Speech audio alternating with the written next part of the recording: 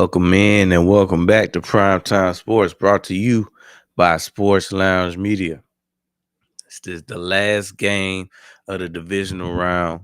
Um, we should have a good one, man. We got the Rams coming to Chicago, facing off against the number 2 seeded Chicago Bears for a chance to go to the NFC Championship. So we got Stafford, we got Caleb.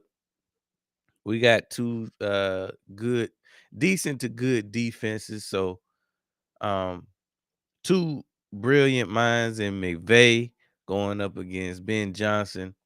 Um, I'm looking forward to this one. This should be a good one. Um, didn't stream the Pats versus the Texans game, and it seemed like I made a real good decision on that one because it just wasn't a entertaining game for a lot of reasons. Defensive game, a lot of turnovers. Weather was bad, sloppy game, but you got to give it up to the Patriots for punching their ticket to the AFC Championship. So they will be going on the road to Denver to face the Broncos next week.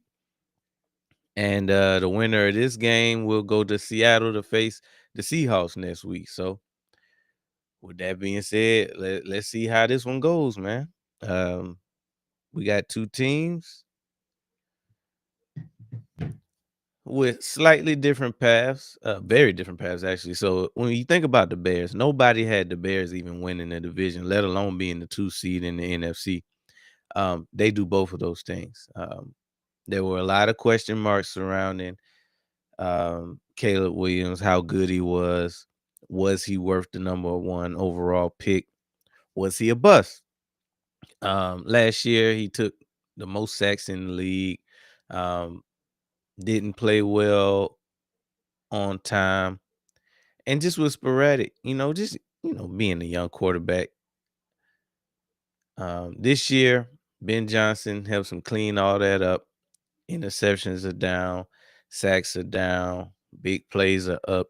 He's been able to show a little bit of what he can do as a playmaker, and you match that with a hell of a running game. Love what they're doing with Swift. Love how they use the Ricky Manung guy. They got two good tight ends in Colston Loveland and Cole Kmet. Then out wide, they got a bevy of wide receivers from DJ Moore to Luther Burden to Rome Odunze. And it's a host of other wide receivers. They kind of got a similar core to the Packers in the sense where it's like it's a lot of guys. They got a lot of guys out there that can catch the ball and do something with the ball. Happy Sunday, Daniel Berry. Happy Sunday. They got a lot of guys out there that can do a lot of good things with the ball. You just got to get it to them. So this should be a good one. Not sure what the weather is going to be, but it didn't look too bad. When I got a brief glimpse at the field, that was earlier. It definitely it shouldn't be as bad as it was in the Patriots game earlier. That game looked like it was snowing and sleeting for pretty much a majority of that game. But we got two offenses that know how to put the ball in the end zone. The Rams defenses, I would give the Rams defense the slight edge in this one. They are a better unit, rushing the passer. They can leave something to be desired on their back end, but I think that their front seven is good enough to wreak havoc on Caleb Williams. So we'll see how that goes. Although the Bears defense is definitely the weaker unit in this one, they know how to take the ball away. So that's the great equalizer. Even if you're not considered the favorite in a game, one thing that can tip the scales in your favor: turnovers. They know how to pick the ball off. They know how to force fumbles. They just have active hands. I like their front seven. Well, I like their linebacking core. Let's put it that way. They do have some studs out there in their defensive backfield as well. They got Byard, a former All-Pro. They got CJ Garner Johnson, who can make some noise. Jalen Johnson can be one of the better corners in the league. I forget who they have on the other, starting at the other cornerback, but they combine to be a decent group, and if given a chance, they can make your life miserable as an offense. So I say all that to say it should be a good game.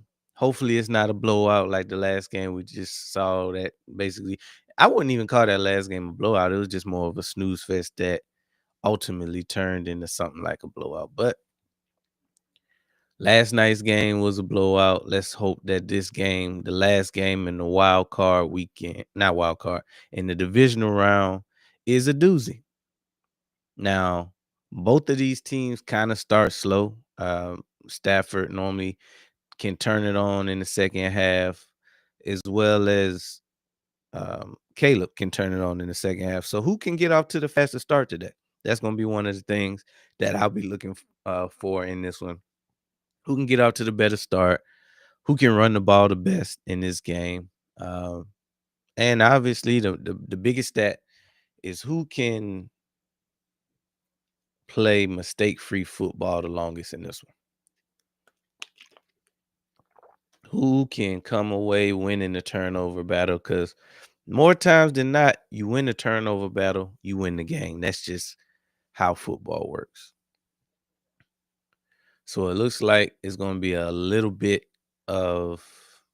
They got some flurries going on in Chicago. Of course, it's always going to be cold this time of the year in Chicago. So, there is the myth with the Rams that they can't win in cold weather.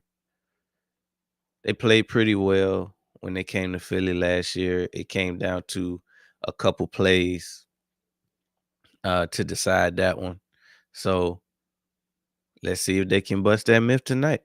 Make sure y'all hit that like button, drop a few comments, and as always, subscribe. Let me know which way you leaning, who you got winning this game. I talked to some people that say they feel like the Bears gonna win. I kind of feel like the Rams might have the edge on this one, but we'll see.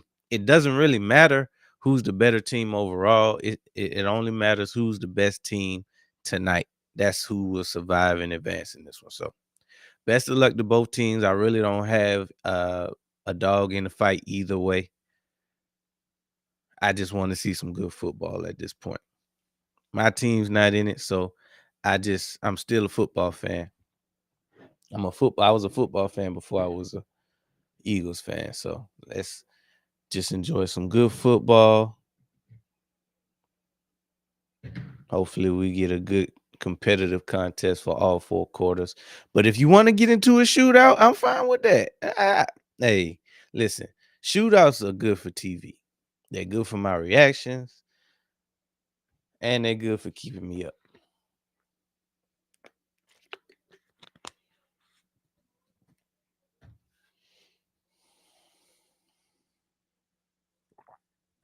Let's see what we got. Y'all drop your predictions in the chat. Who you think gonna take care? Who you think is gonna play better in this game? Doesn't necessarily mean they're gonna win, but which quarterback do you think is gonna play better? Do you have a score prediction?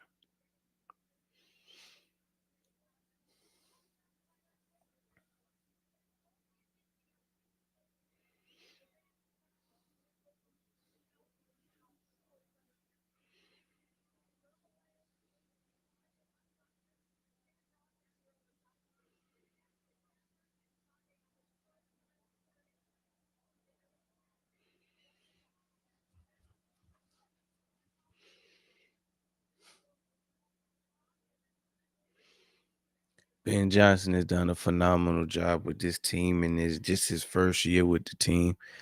They've made a. Is that turmeric? What they got turmeric for?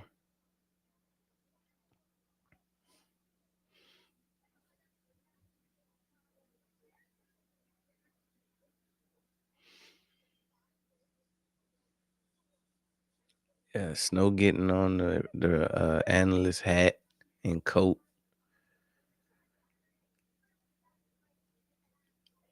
Look like the Rams might get the ball first.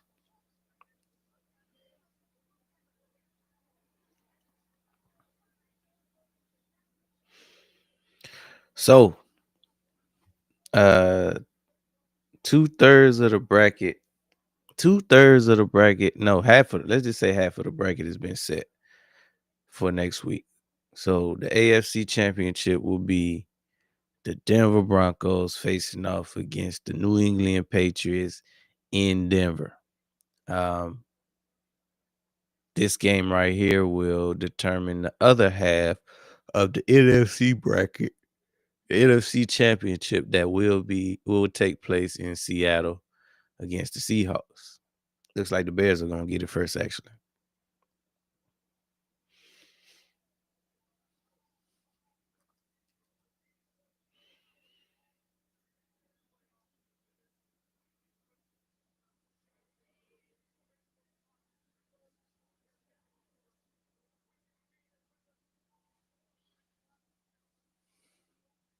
All right, and the kick is off.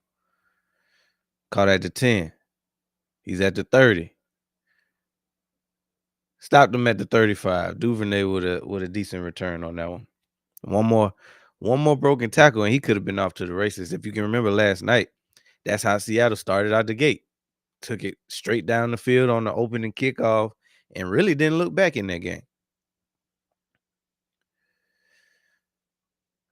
So Caleb Williams and the Bears will get the ball around 37, I would say.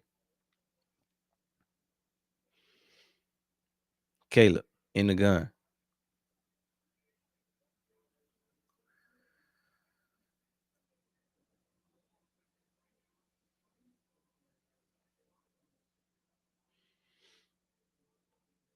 Rolls out to the right. Throws. Caught. DJ Moore with a lot of ground. He got space. Huge play on first down. The Bears went from 130 all the way to the other 30. And just like that, they in Rams territory.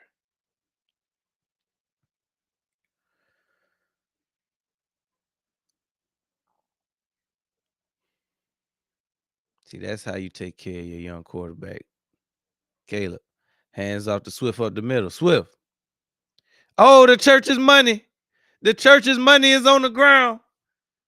The church's money is on the ground.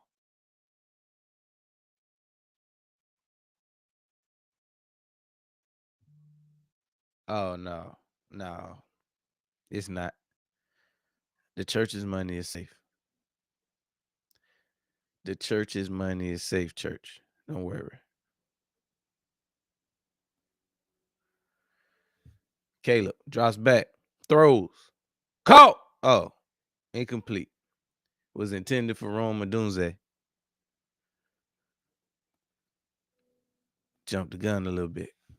I'm excited for a big play here, as you can see.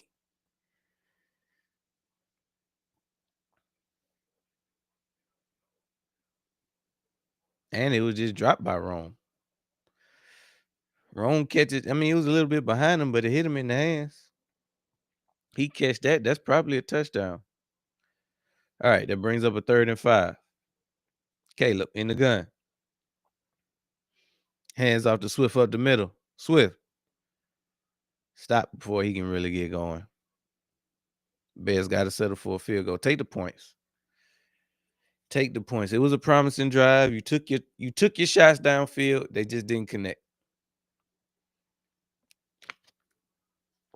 Hit Rome right in the Ben Johnson going for it. All right. All right now. Can't go broke taking a profit. 4th and 3. Caleb in the gun. He drops back. Throws. Pick. Right in the hands of the safety. Got a small return, but hey, that's what you should have took the points. Ben Johnson with stupid ass play calling. And now your quarterback shaking his hand like he could be hurt.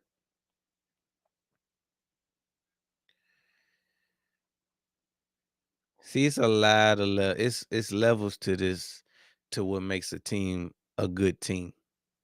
You got what's your offense hitting on, what's your defense hitting on, what's your special teams hitting on, what's your coaching situation hitting on. All four got to be clicking for you to be consistently a good team week in and week out. Now the Bears had 3 points right there.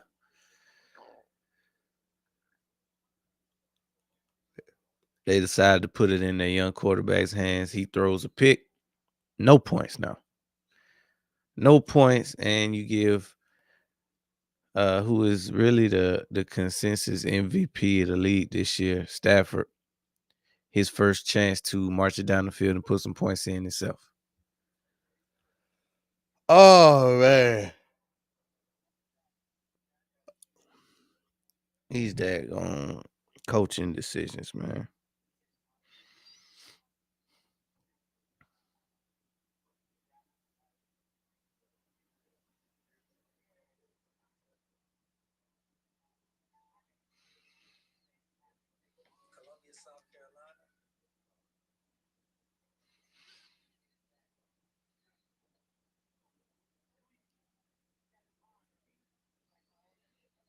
Mm, mm, mm. Make sure y'all hit that like button. Drop a comment. Let me know how y'all feel about it, man. I just get so fed up seeing coaches do the same thing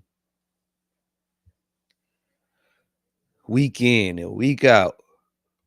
What you doing? Why are you going for it on your first possession of the game when you can clearly just take the points? Your offense can feel good about themselves. It's so many positive things that can be taken from just scoring as soon as you get the ball versus getting nothing. Now your quarterback feels some kind of way about himself. His core it mess with his confidence a little bit. Eh,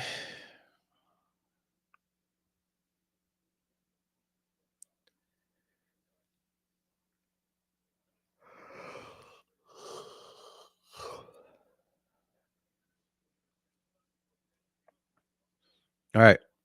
Rams got a first and 10 at the 15-yard line. Stafford drops back, throws, incomplete. This is intended for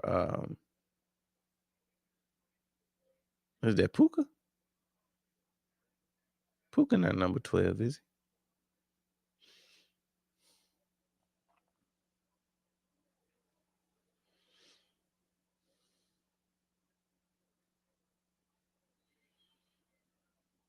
All right, that's gonna bring up a second and 10. Stafford in the gun. He drops back, throws, caught. Puka, first down. Yeah, that was Puka. He just looked different tonight. Maybe he got his hair tucked in or something.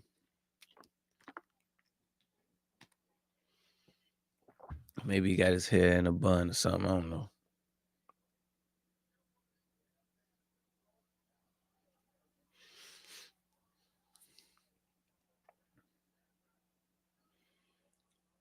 Stafford under center with a first and 10. Play action. Steps up in the pocket. Throws. Incomplete. Intended for Kyron Williams.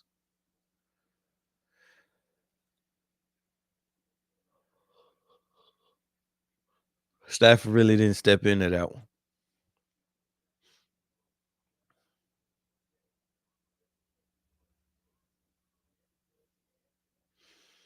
It's going to bring up a second and 10.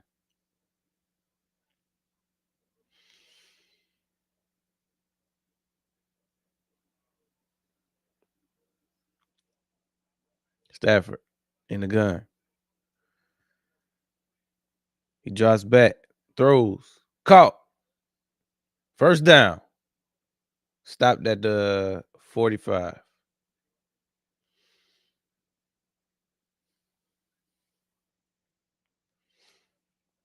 Rams starting to cook.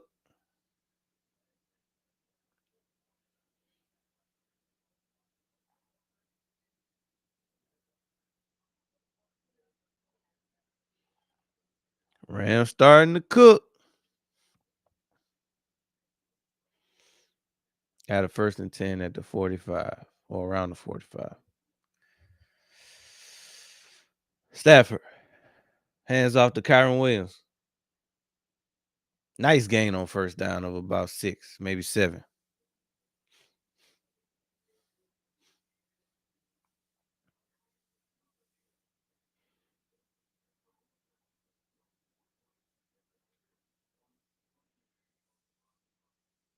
I guess TJ Edwards might. I didn't know how serious TJ Edwards' injury was. He got shaken up last week. Obviously, he had to get carted off the field, but I wasn't sure, like, was it something that was going to keep him out tonight? Evidently, it is. All right, we got a 2nd and 4. Stafford under center. Rams call a timeout. Rams call a timeout to prevent the first penalty of the game. Because y'all know I had the dirty laundry in the game. Load it up. Load it up.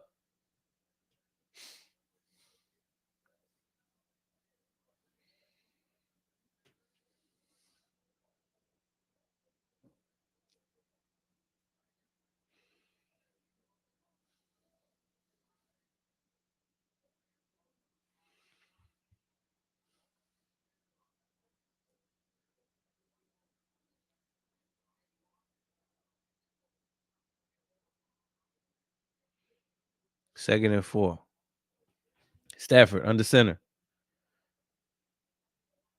Hands off to Kyron Williams. Stop before he can get to the first. Going to bring up a 3rd and medium.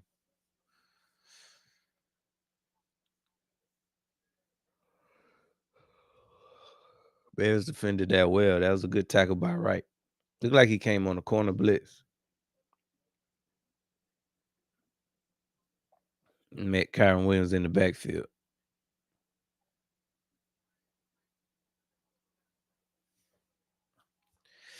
All right, we got a 3rd and 3.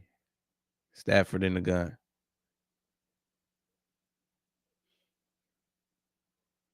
He drops back. Throws. Caught.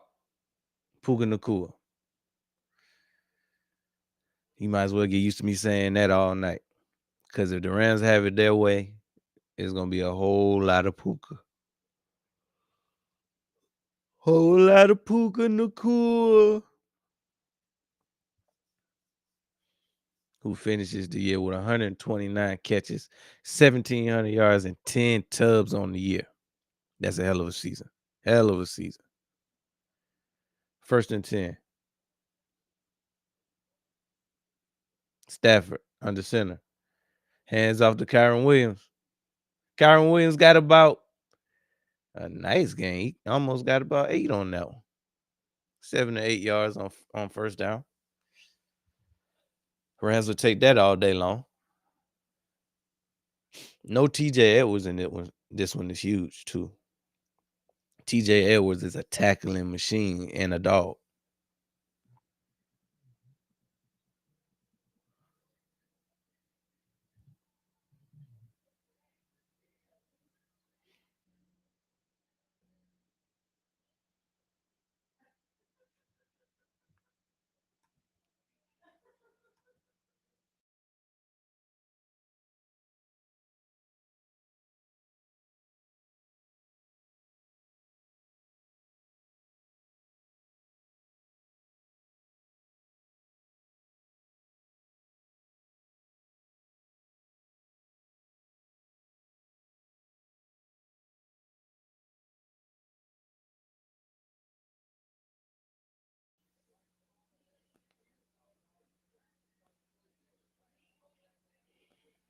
Rams still cooking. It was a huge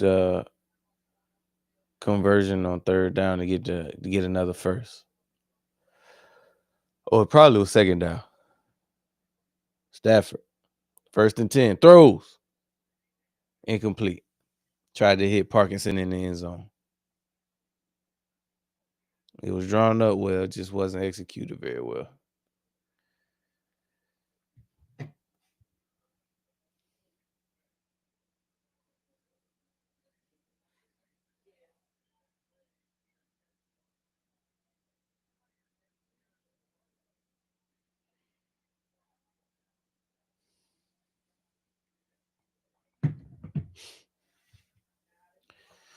All right, we got a 2nd and 10.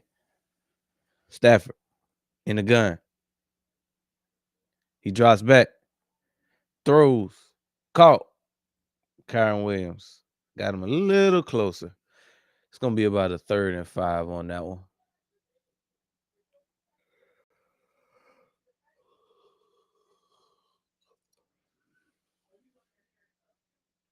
Rams cooking with grease.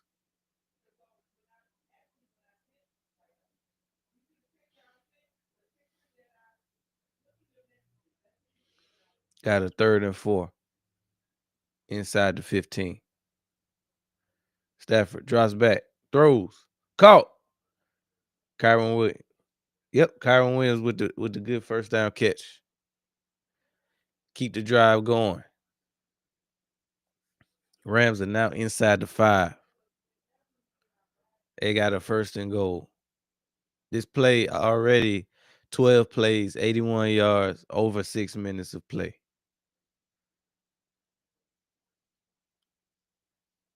And the sad part is the Bears actually had a decent drive, which should have ended in points if it wasn't for Ben Johnson. 1st and goal. Play action. Stafford had to throw it away. Waited to the last minute. Nobody got open.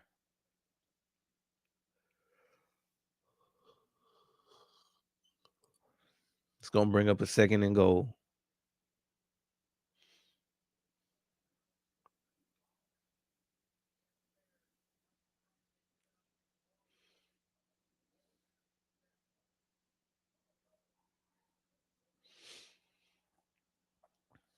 Stafford under center.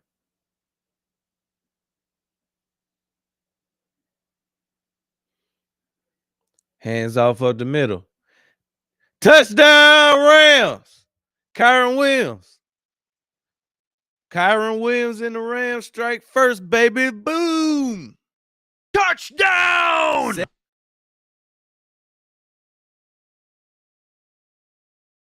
7 points off turnovers. Hey, this could have been the Bears had a chance to score first.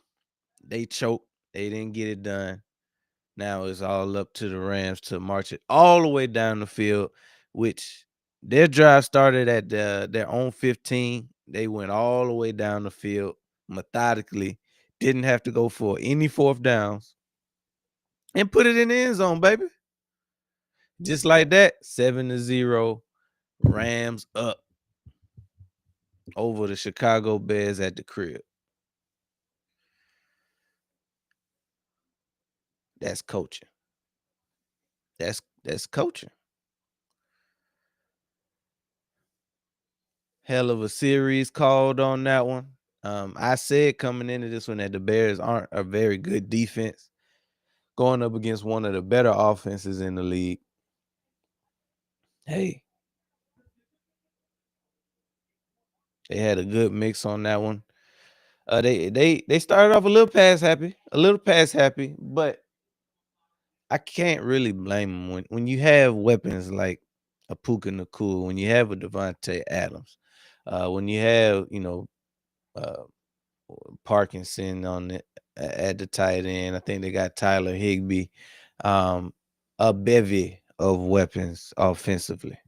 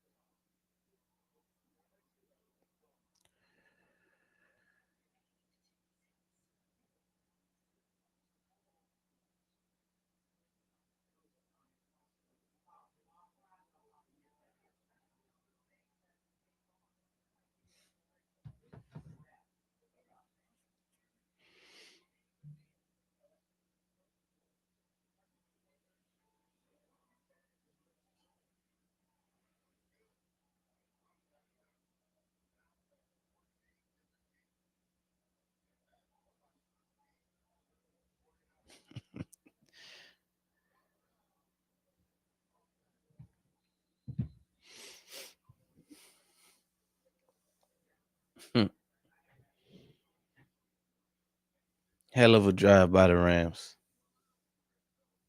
And that's how you play complimentary football.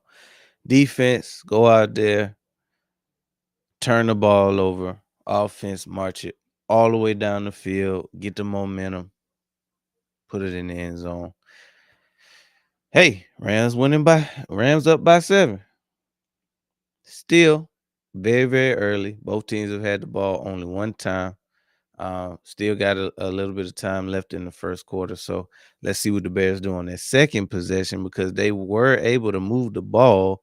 They just stalled in the red zone, and Ben Johnson got greedy, in my opinion. All right, so they got a knee it in the end zone on this one.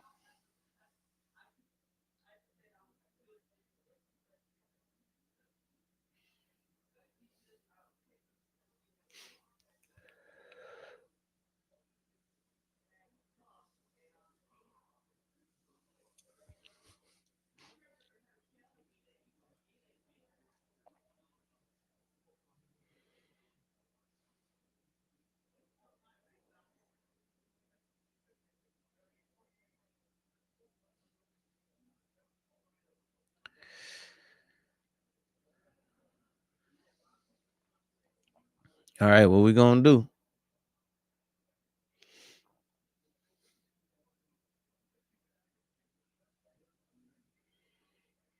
First and 10. Caleb under center. Pitches to Monungai. They stopped him in the backfield for a loss of about 3 or 4.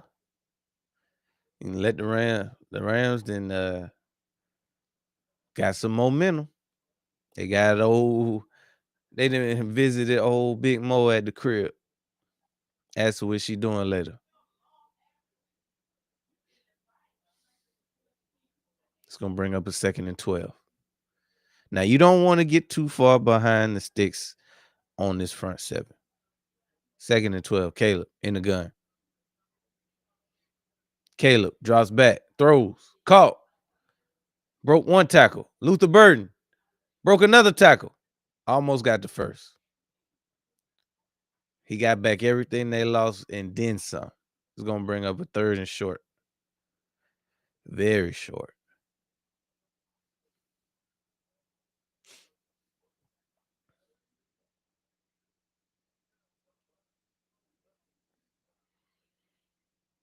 Luther Burden broke about 3 tackles on that one.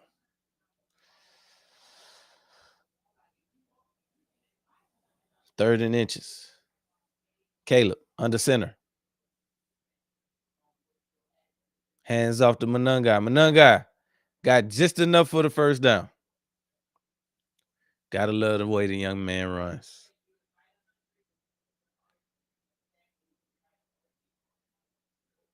For all intents and purposes, Monungai runs like a power back.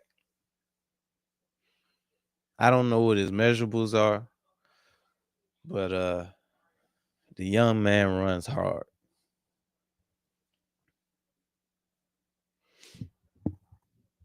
First and 10, Caleb. Play action. He got all day. Throws. Incomplete. Tried to hit Loveland. Loveland couldn't hang on to it. Bring up a 2nd and 10.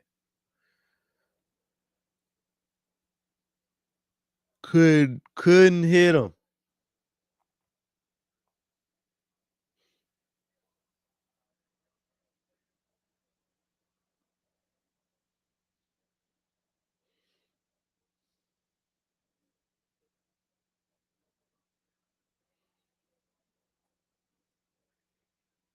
All right, Caleb got a 2nd and 10. He's in the gun. Drops back. Throws. Caught. Alameda Zacchaeus. Almost got the first. It's going to bring up a 3rd and short. If you can, 3rd and short is the way to go. If you can stay in a 3rd and 1, 3rd and 2, you keep the defense on their toes, because you could run it or you could throw it over their head. But they got to respect the fact that you could run that ball. Caleb Hands off. Oh, Swift got the first, and he got some more. Stopped at the 50. What's good, Outdoor Creations? I think it's a great chance that AJ gets traded. Yes, I think it's a great chance he gets traded. I think it's just gonna come down to the, you know, the season has to be over for everybody. Once the season is over for everybody, I'm looking for something big for AJ. Um, would love to get him out to New England for Gonzo. Um, oh, 1st and 10. Caleb scrambles to the right. Caught for a first down, Coasting Loveland. But we got dirty laundry in the game. I think the defense might have been offsides. I think the defense might have been offsides. Dirty Laundry the game. Defense was definitely offsides.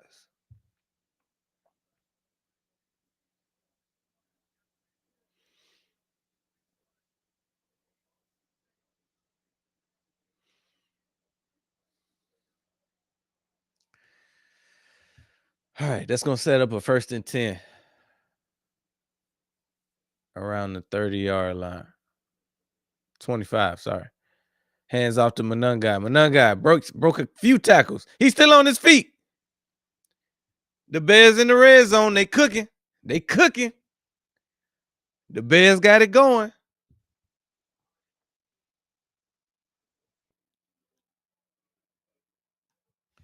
It's gonna set up a 1st-and-goal inside the 10-yard line.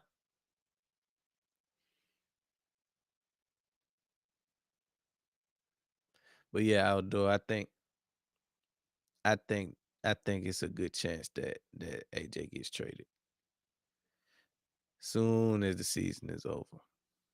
1st-and-goal. Hand off to Monungai again. He got stopped that time after about a yard.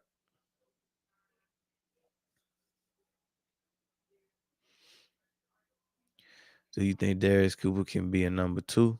Or do you think we draft someone like Denzel Boston? Cooper has the potential to be a 2, but we just don't know. It's hard to kind of put that on him with him being so young. Um, I think it's more realistic for him to potentially blossom into a solid 3, but we'll just have to see. Monungai with a nice tough run. Set up a 3rd-and-goal inside the 5-yard line. I think it's more realistic for us to expect him to be a solid number 2. A solid number 3 potentially, but a number 2, that's a huge ask. Because when you think about number 2s, in Philly, you got to think Smitty. Smitty's been a number 2 for the past three years, so that's one of the best number 2s in the business. I don't expect Cooper to give us what Smitty has given us over the last 3 years, so that wouldn't even be fair. I'm not familiar with Denzel Boston's game, but I would like to see what we can get for AJ. Even if it's not a player of his magnitude, perhaps we can get a lesser wide receiver that can just be an additional number 2 to Smitty. Maybe that bumps Smitty up to a number 1 even. Because we all know Smitty is good enough to be a number 1 wide receiver. He just needs the opportunity to do so. So that seeing Smitty as a true number 1 and maybe getting a number 2 and some draft capital for AJ and potentially making Cooper your number 3 wide receiver, that's a possibility. But I would still like to see a veteran added to that. You can't forget that we got Johnny Wilson coming back from injury. Hold on. 3rd-and-goal. Monungai gets stopped inside the 5. I hope Ben Johnson don't do the same thing. He just yo. Hey, you know that interception pissed me off.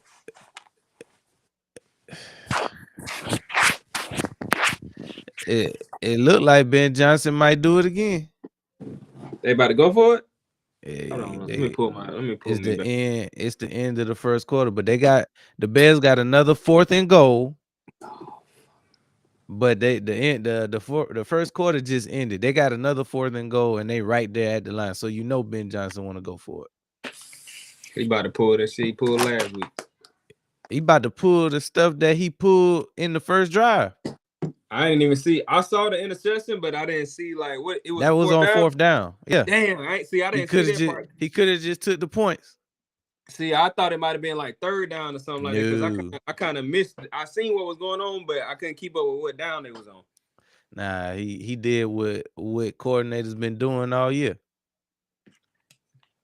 Especially it's weird because they really been. It's like they turned it up in the playoffs. Like your first drive, ain't no points on the board, and you gonna just throw the 3 away. And they drove down there quick. That was a good drive. It was too good. They ain't want to come up with nothing. And came up with nothing. They came up with less than that. Cause then the Rams marched it down the field and put it down their throat. Came up with -7, huh? Made you love it.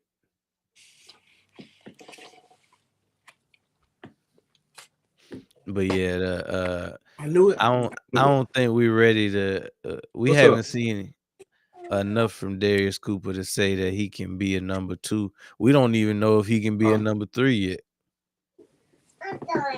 I ain't doing nothing. I'm chilling. I'm on the line right now. What's up with you, player? Yeah, go in there with Naomi. I'll come holler at you in a minute. Be careful now, I'm breaking neck. I suspect that you probably have a similar answer to mine for this question right here. Do you think Darius Cooper can be a number 2, or do you think? Nah, I wouldn't go into the season, man. After the season we coming off of, even if he is a number 2, we don't know that yet. So I'm not even going into the season trying to bank on if he could be that. To me, that's like us just what we did with Keely Ringo. We going into the season trying to see if Keely Ringo the number 2. Nah, bro. I'm gonna go ahead and trade for somebody. If we don't trade for somebody by the draft, we need to go and draft somebody.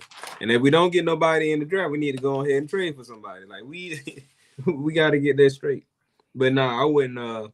I do like Darius Cooper, but let's try to see if he can win that number 3 spot first, and see what he do with that. And we need to get the ball to him. Like whoever at number 3, we need to get the ball to him. And that's gonna be half on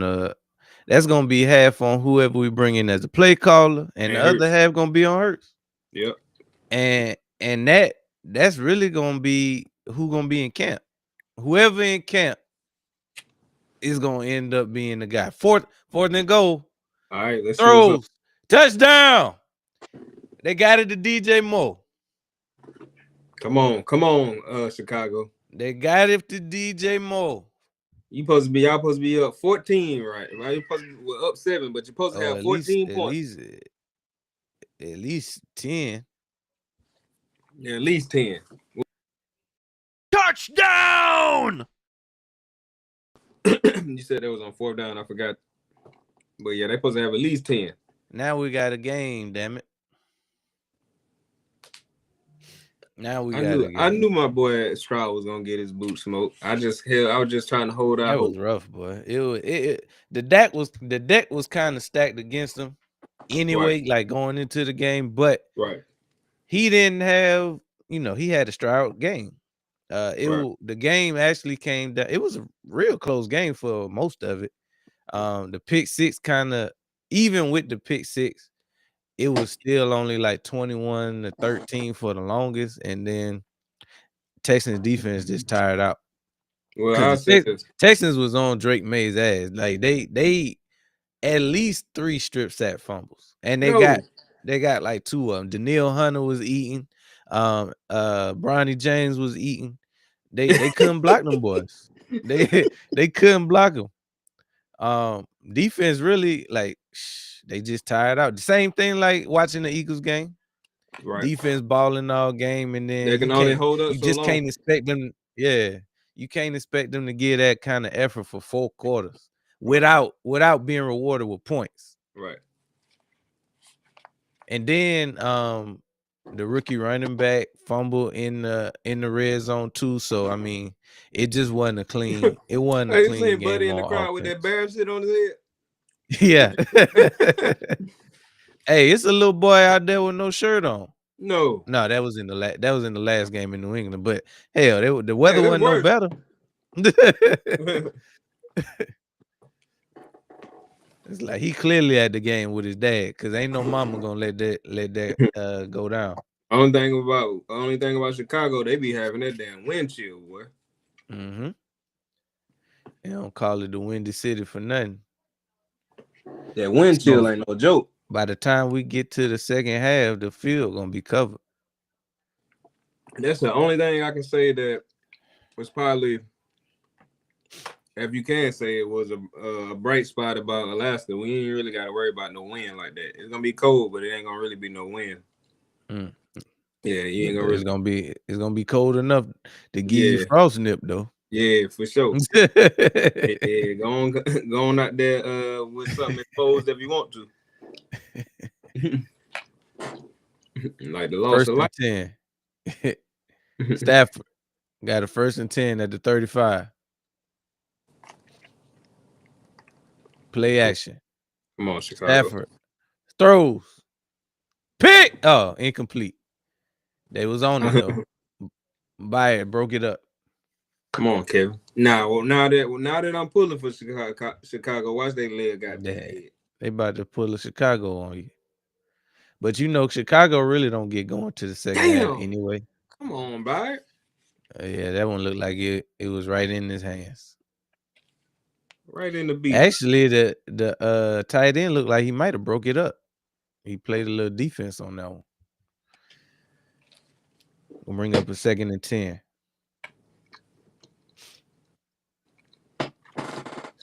Stafford said he tired of playing these divisional rounds in the snow.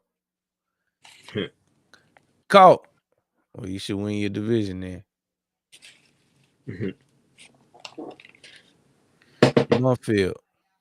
I'm gonna bring up a 3rd down. No TJ Edwards tonight. I remember he got hurt last week, but last week. I didn't know how bad it was. 3rd and 4. They was talking about it earlier. Stafford in the gun. He drops back. Throws.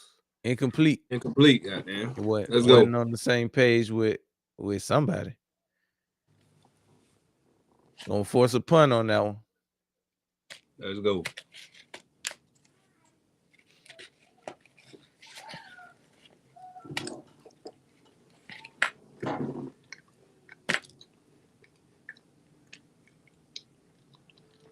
Yeah, they definitely wasn't on the same page on that one.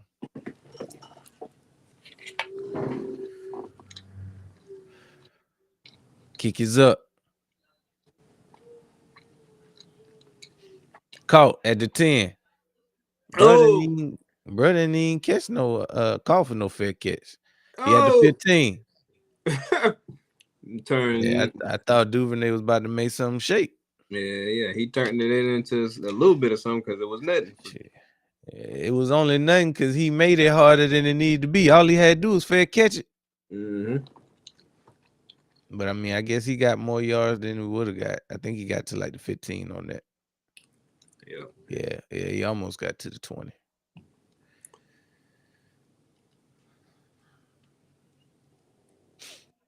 Yep, so one half of the bracket is set. We got the AFC Championship all set up. Denver Broncos will host the New England Patriots in Denver, but they're going to have to do it without Bo Nix because he snapped this shit into 2. So Jared Stidham is going to take over for him, so that's going to be a huge loss for Peyton. But the good news is they know about it now, so they're going to have chances to game plan for it all week and try to hide it a little bit if they can. But it's kind of set up for the Patriots to go in there and take care of business.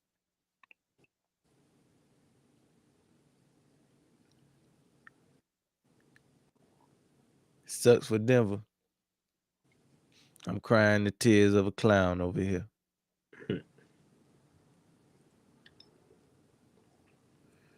The Patriots was who I had really kind of the whole time that I wanted to go. Not I that mean, I they probably was one of the most complete teams coming out the AFC anyway. What the biggest question mark was them was how good was Drake May gonna play down the stretch. And so far, I mean, today he had a rough day last week, but he had another rough day today. But one, they was at home, and Stroud couldn't do nothing offensively to like put any pressure on their offense. So the defense kind of held them down, and they even scored a touchdown for him today. right. But he did make some. He made some good throws down the stretch today, though. Diz got off today. He scored a touchdown. He also made a big time catch to kind of seal the game for him today. But Texans just couldn't really do nothing on the offensive side of the ball. So you gonna sit here and run all that down? You ain't gonna tell me what Booty did? Man, Booty, they hit Booty a couple times.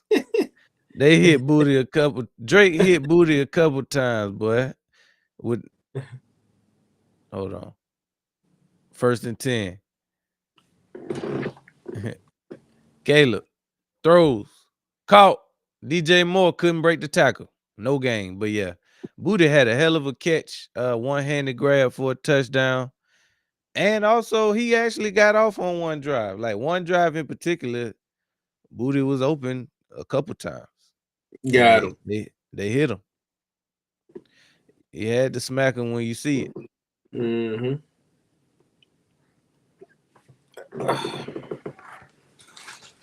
But I kind of let's see. Caleb throws, threw it behind, incomplete. But yeah. So going into it, I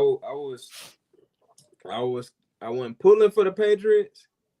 Well, I was pulling for the Patriots, but I didn't necessarily know if they was gonna beat the Bills or not. If it came down to them and the Bills, but outside of me wanting Stroud to go, which I kind of figured they wasn't gonna get there just because I seen how they've been playing all season. But if who I wanted to go got there was gonna be Stroud, but who outside of that it was the Patriots.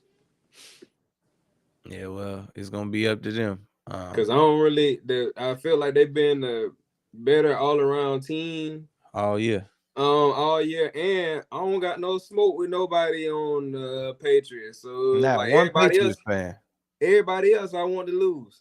Besides the Patriots and the Texans. So not one Patriots fan. Except the only Patriots fan I even know right now is Wiles on the First Things First show.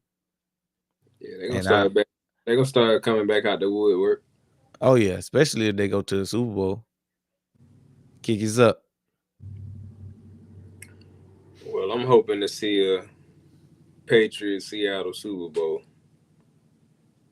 Hey, we look like we leaning that way. Obviously, we got to see what happens next week, but I gotta get your thoughts. Gotta get your thoughts. And of course, we'll chop it up some more on Tuesday. But Allen out of there, man. He out the playoffs. He didn't get it done again this year. In this postseason, there was no Mahomes, no Lamar, no Burrow. All new guys, really. He was the old head, and he blew it. Yeah, he blew it. I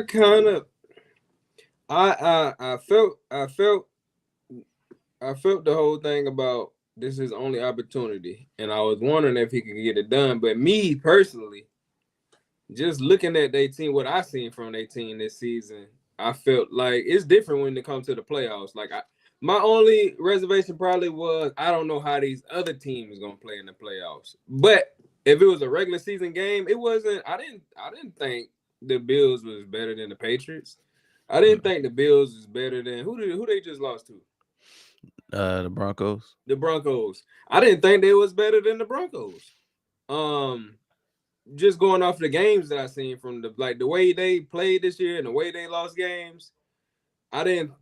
If I was just going off of that, I didn't think the Bills would make it to the Super Bowl. The only thing that had me hesitant about going with that was I didn't know how the other teams would like. I was like, I don't know how is the playoff pressure gonna get to them, and they gonna let Josh Allen do, you know what I'm saying, do whatever. But they playing their game, and which I kind of already was saying that I'm gonna keep rolling with Vrabel just because nothing the team got going just because of Vrabel. I just feel like he just always have his teams prepared wherever he go.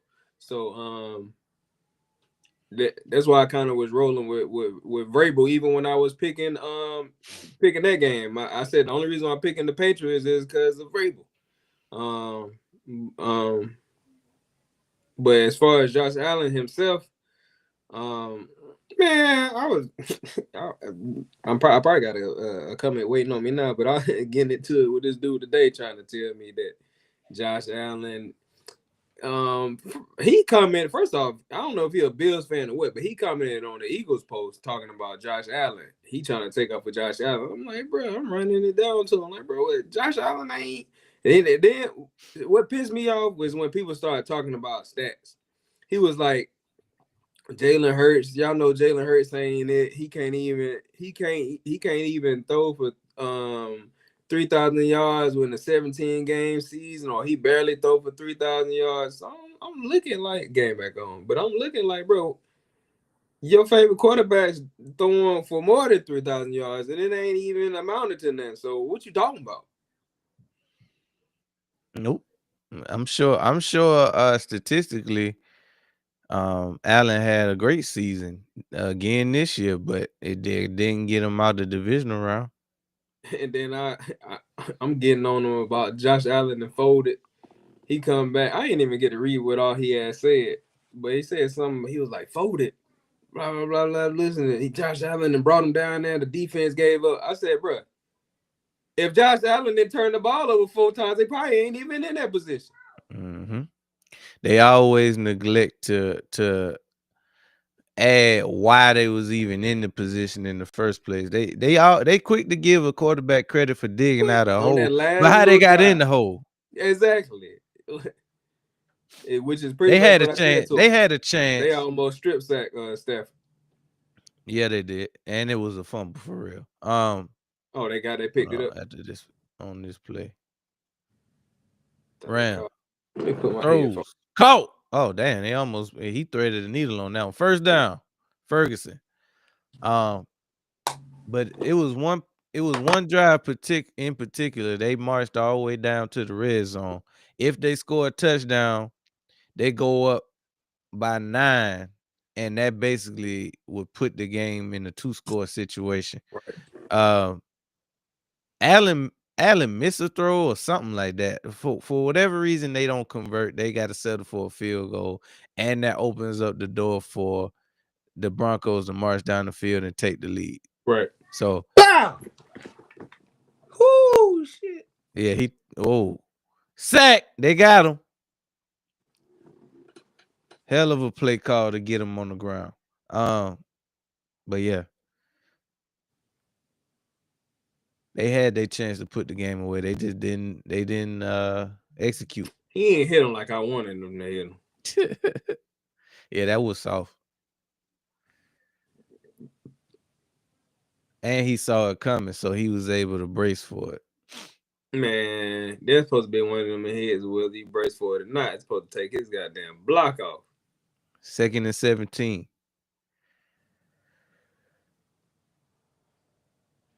That's their second DB blitz. Kyron Williams with a nice run on 2nd down. Bring up a 3rd and long. I say this too. Man, I hate to say it, because he my guy. But man, this next coming season, man, if Stroud don't start looking better. Hey, we gotta be fair. 3rd and 11. Oh shit. Going deep. This nigga.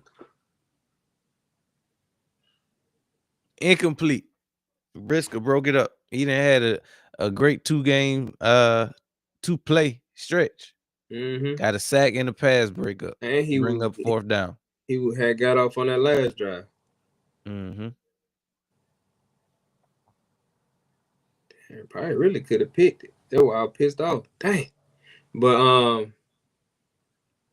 yeah, I mean, I hate to say it about my guy, but just being real, depending on what he do next season, it's gonna be some talks that's being had. So I mean, next year is kind of, I ain't gonna say it's now. gonna Hopefully, they fortify the offensive line next year and give him a real chance to show that when protected, he can be that guy. Yeah, but yeah, it's gonna be he on watch, man. He on watch for. It's like an upset alert. He on fraud watch. So depending on what he do next season, gotta just be real and be like, hey, bro, I ain't did that since his rookie season. But right now, he's still young. To be fair though, each season he's been, I feel like he done won at least one playoff game each season. Right. And this season, to me, he kind of he didn't look bad this season. He looked okay. He looked better than he looked last. I say he looked better than he looked last season. And I feel like both seasons he had bad offensive lines, but still, he ain't never had a good one. Yeah. he ain't never had a good offensive line. Maybe his first year was his best, the best he was protected. And I think they had Laramie Tunsil that year, but right. They didn't trade him. But even this season, he kind of, because I looked at a few of their games early, I was looking like, oh shit, Stroud gone. Damn, he gone. And then he kind of like turned up. The whole team kind of turned up. Like the offense turned it around like midway through the season. Defense was doing their thing, and then defense kind of started doing their thing. I mean, because wasn't they like 0-5 or something to start?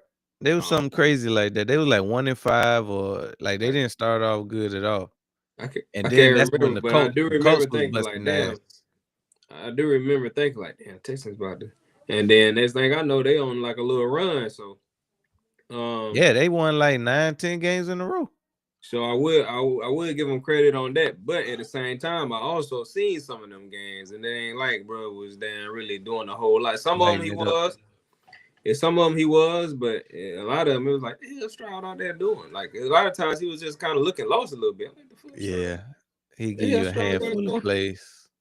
Yeah, Stroud got going on. So that's why I say like next year, see what he do next year, and just be honest about him from now versus what we kind of thought he would be. Right. Like you said, hopefully they get him a O-line and he got some healthy receivers and stuff. So we'll see. We back. 1st and 10 around the 20. Caleb, hands off to Swift. Swift got about 4 on that one. Speaking of O-line, I wouldn't mind us hitting O-line heavy in the draft. Hey, yeah. I was just talking to somebody about it today. O-line, like but if we spend a good 2 to 3 picks on O-line, I wouldn't be mad about that.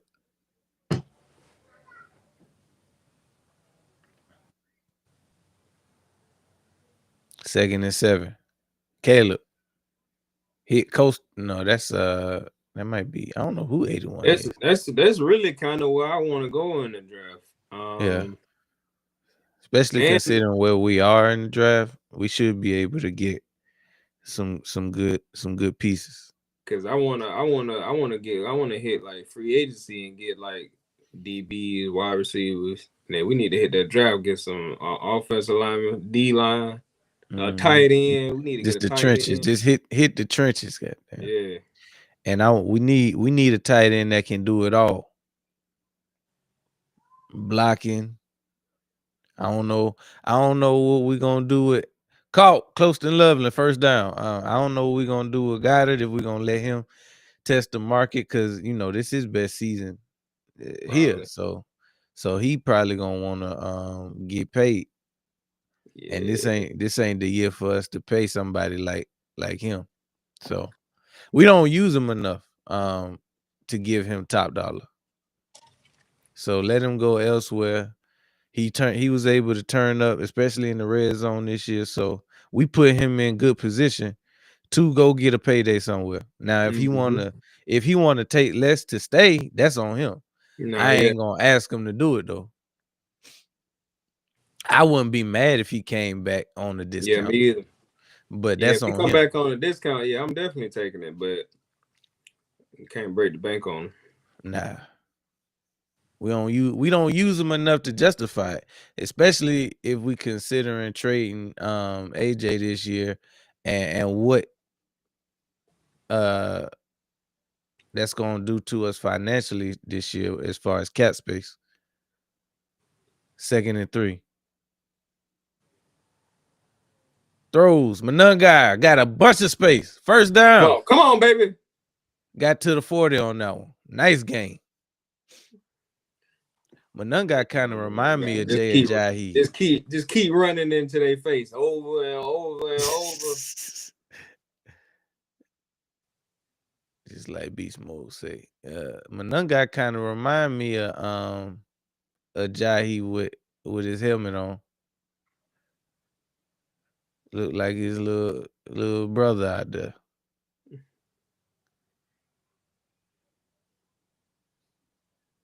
Caleb throws incomplete.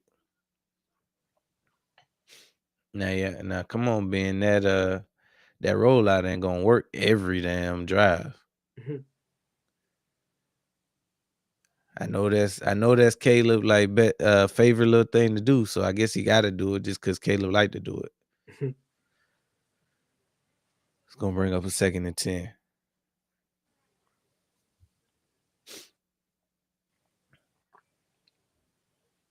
But yeah, I hope we go heavy in the trenches this draft for sure. 2nd and 10. Hand off to Swift. Swift, nice game on first down. He might have got the first down. I can't tell you, depending on where they mark it. He might have enough for a first. Well, I seen somebody say somebody tried to justify the Falcons hiring Stefanski talking about he was the next best coach available. No, he wasn't. But okay. If you say so.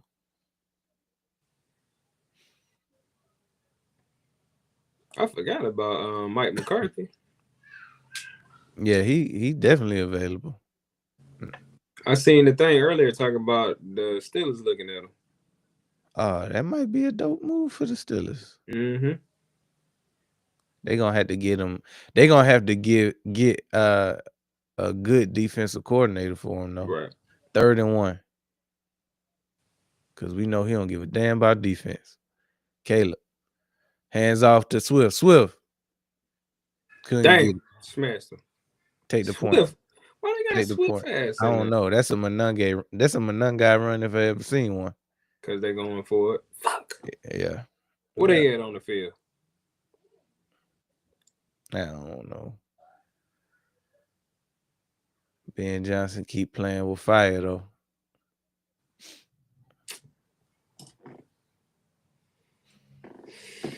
That series was definitely 4th and 1, and they ain't sneaking it. This is kind of go for a territory. Hands off to Manungai. Manungai didn't get there. Didn't even Y'all get should have close. given it to Manungai last time. Yeah, that was a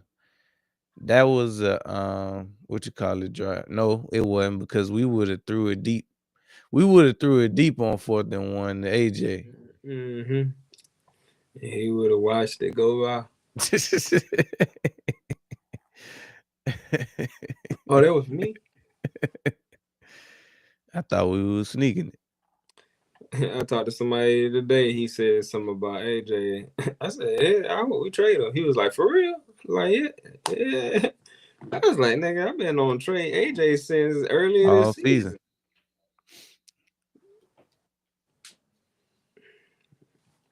Who you think we should get? I done ran my list down to.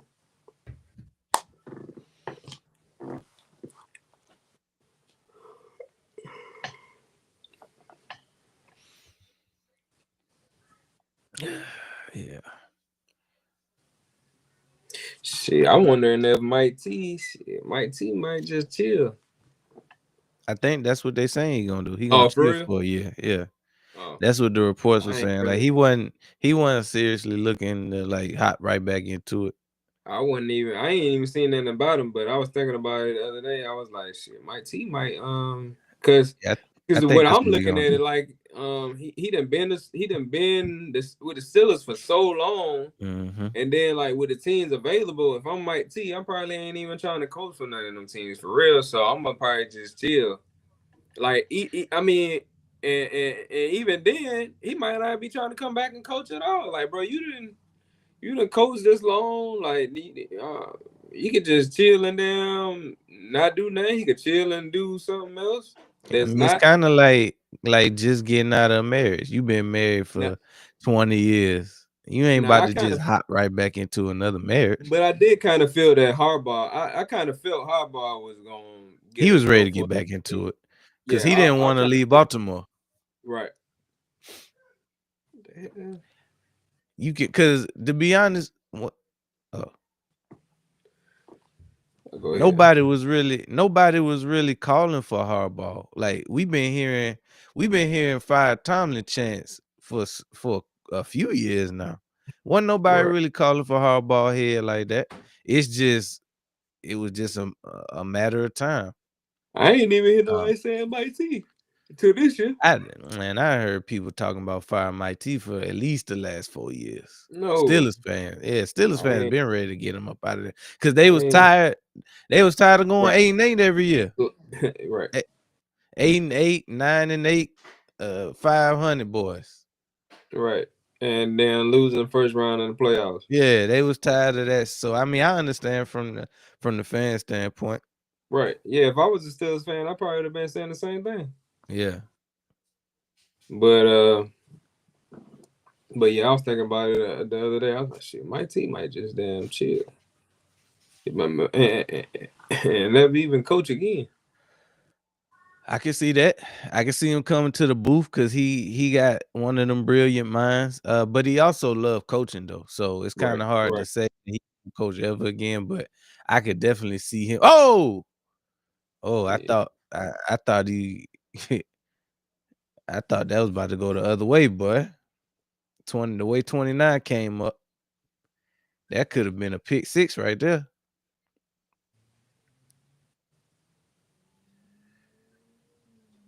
But yeah,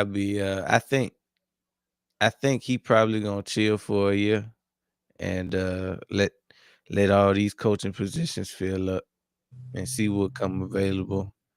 Or like you said, it could be something where he take a couple years off. You just never know. He free. He free to do whatever he want to do. It ain't Mhm. about the money. Yeah, he gonna be able to spend some time with the fam and see what It if he ain't want about to the get back. money. One thing for sure, it's always gonna be something for him in the NFL. Oh yeah, Because it's somebody getting fired next year that we don't even know for sure. about. Yeah, he can down there go where he wanted to if it's available. Mm-hmm. Because we haven't heard any. I mean, it ain't Monday yet, but we haven't heard what's gonna happen with McDermott's job. Um, I know you said Matt LaFleur just signed the extension, so he's safe. Shoot, Nick on the hot seat every year in Philly. He Man, always he he always definitely two on the hot bad seat. seasons away Yep, from being out of there. yep. For real so though, this which is so this crazy. is one. This gonna be considered a bad season. Right. So if he follow it up with another mediocre season where we get put out in the first round or don't make the playoffs at all, he probably gonna be out of there. Yep. Not although I wouldn't mind having Tomlin as a coach because it really wouldn't be too much different from having Nick Sirianni as a head coach. No, they can keep Tomlin. We would. I mean, we would. They're gonna be right back on the same thing. He can't That's call. what I Nah, was. That's what I okay. was about to say. That's what I was Yeah, about to say. We'll be in the same spot that we was with yeah. Sirianni. Don't even do it. Don't even do it, Lurie. They got him. Sack. Stafford. Shoot, the defense keep giving Ben Johnson, making it right.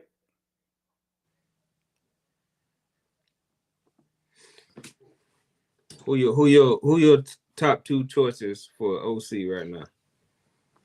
Mike McDaniel. I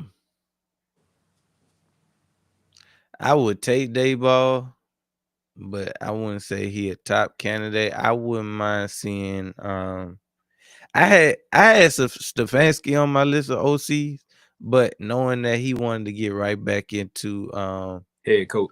head coach was definitely a drawback, which it could be the same thing for Mike McDaniel, but we know that head coach ain't on the docket for him right away. But Mike McDaniels and what's up, boy Cliff name? Kingsbury. Yeah, those my two, my top two candidates. I figured But both of them, they both could be one and dones. right. Because I mean, we already know what we got here in Philly, so we already know what the offensive coordinator gonna look like, and he gonna want to cash that in. I ain't shit. Out of all three of them, they probably looking one and done, maybe. Now, if we go with the tier twos that could possibly stay around for multiple seasons, when you talk about a Nick Foles or Byron Leftwich, or I don't even know the list of all of the OCs that's out there.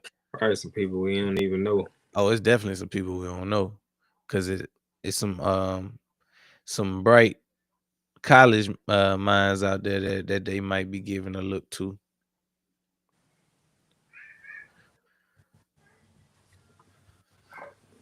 But if I had my choice, I definitely would want to go with like we've been talking about, a season coordinator, somebody who don't mind going nowhere don't mind staying put for the next 2 to 3 years. And anything better than Kevin Patullo.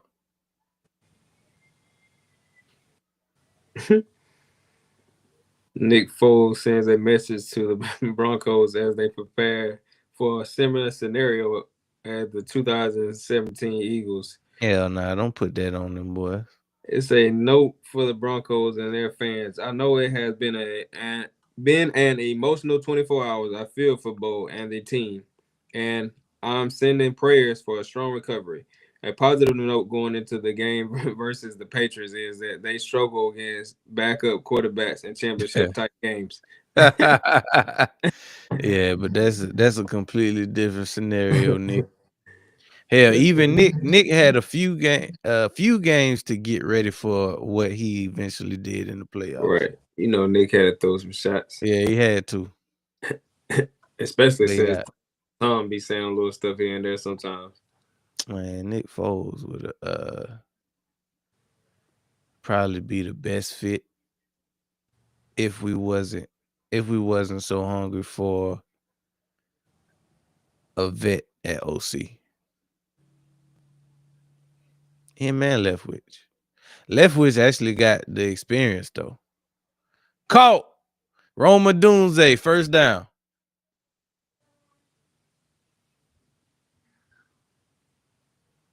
Big play to get right back in Rams territory. Just take the points next time. If y'all don't get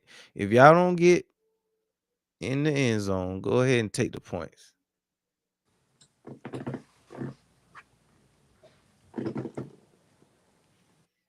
First and 10. Caleb, under center.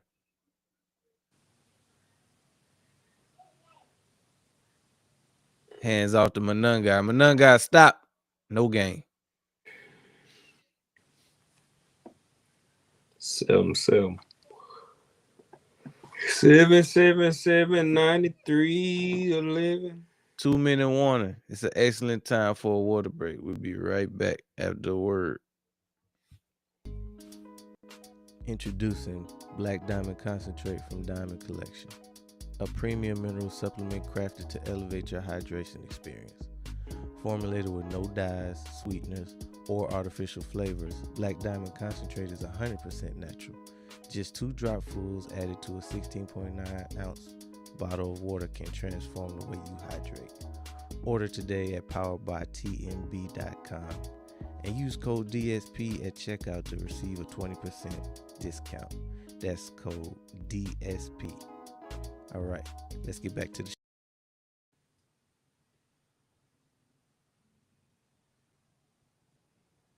Time Sports, brought to you by Sports Lounge Media. We all tied up 7-7, but the Bears might have found something.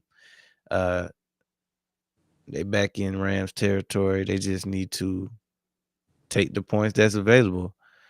It's the old adage, you can't go broke by taking a profit. But them boys they looking to give horse in the mouth right now. Taking the easy points off the table for no reason.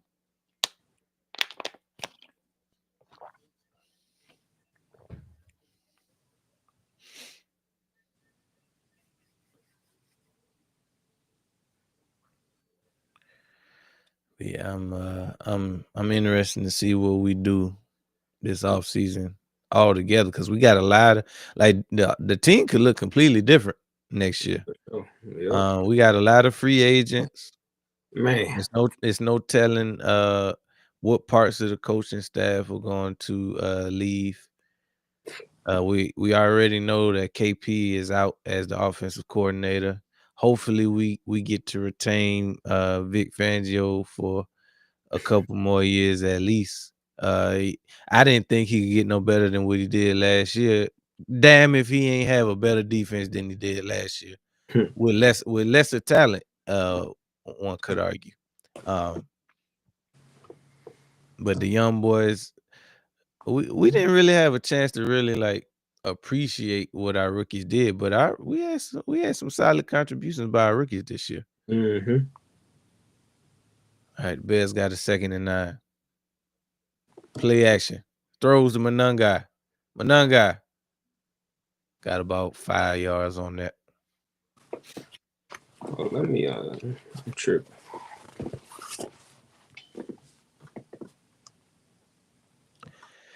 It's going to set up a 3rd and medium.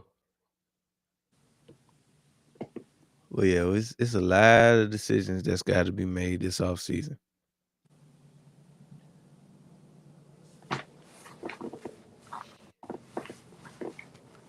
Ultimately, if we can find Vic Fangio's counterpart on the offensive side of the ball, that's a win. Caleb throws incomplete, couldn't connect with Loveland, but the good part about that is they not close enough to go for it. At least I don't think so, but we'll see. Because Ben Johnson been rolling snake eyes.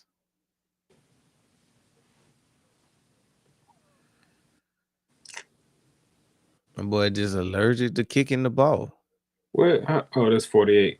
Okay, closer than the other one that they could have tried last time. Man, he done passed up like 4 field goals already. The last one would have been like 50 something. I guess they was like, nah, bump that. I didn't even see the ball. They say he made it though. They say he made it. 10-7. Bears over the Rams. But yeah, it's a lot of decisions that need to be made.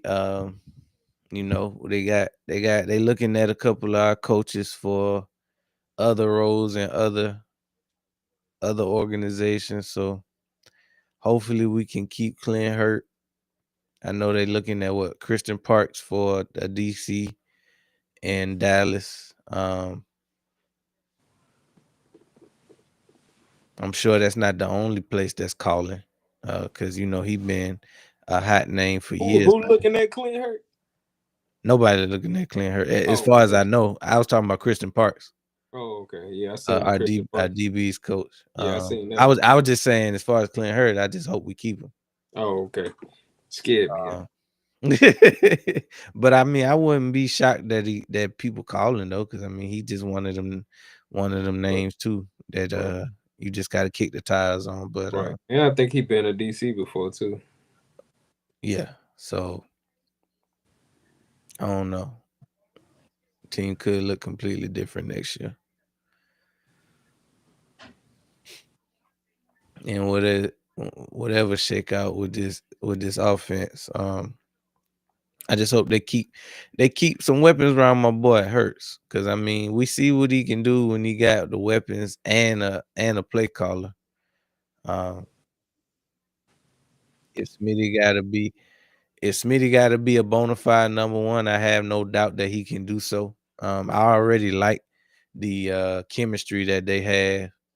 Me As too. a when you think back to like our biggest plays over the years, most of them been Hurts to Smitty, especially when it's time to put the game away. But whenever we need like some of our biggest catches, it's to Smitty. So um, we just need to get him a comparable number two, somebody that strike fear in the hearts of the defender. But it's ultimately up to whoever the play call is, the scheme them up, scheme that boy up.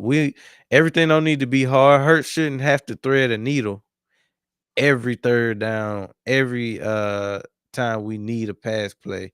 Some of these should just be wide open for him. So it's gonna be a joint effort to get this offense back on track. I just hope that we didn't. I mean, that defense was just so damn good last year or this year. I would have liked to see what that defense could do in a playoff run. Woo! Smashed him. Damn. Smash 88. Kablooey.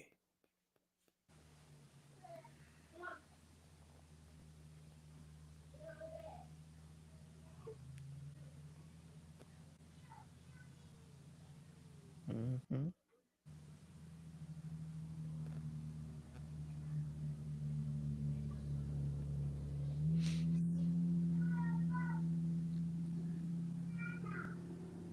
All right, we got a 1st and 10. Yeah, I ain't realized we had a minute and 5 left in the first half. Stafford throws, caught, Nakua. Stop.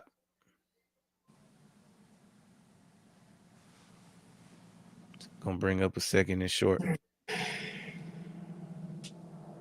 47 seconds left on the clock. Stafford drops back, throws, caught. Damn, that was a nice catch. First down. Higbee. They gonna have to call a timeout though.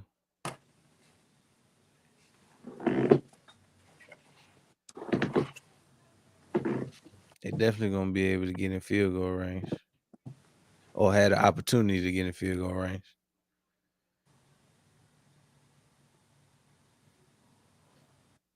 Move before I do.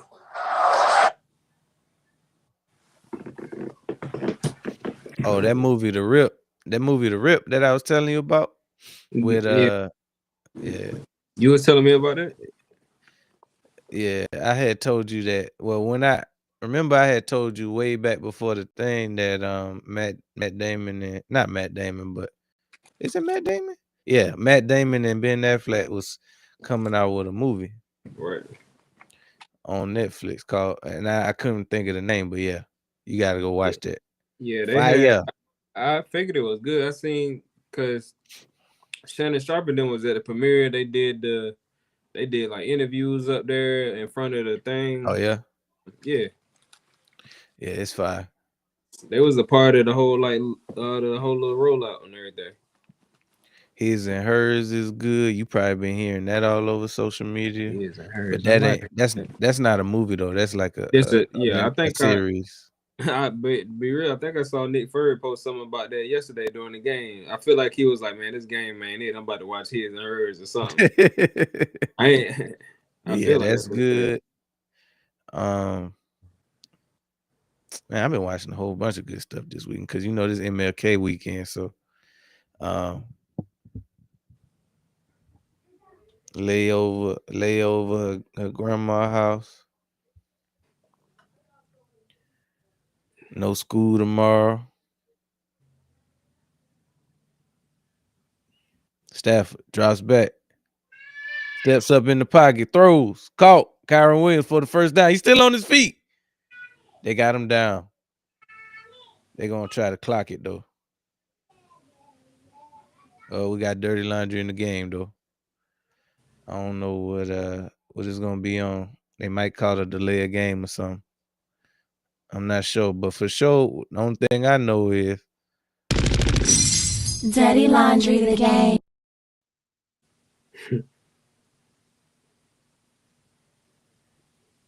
personal foul, unnecessary roughness on the defense. Man, Dexter Senior. What would Junior say? Yeah, that was unnecessary. And to be honest, I've done that on the football field before, and I can't even explain it. I Like, ain't just even see what he sometimes, did. I missed it. man, he just was running down the field next to an offensive lineman and just pushed him down, knocked him on his ass for no reason. Like, he ain't had nothing to do with the play. I done done that before. I can't explain it. The play was going on though. Man, it was like At the end of the play. yeah, it was at the end of it.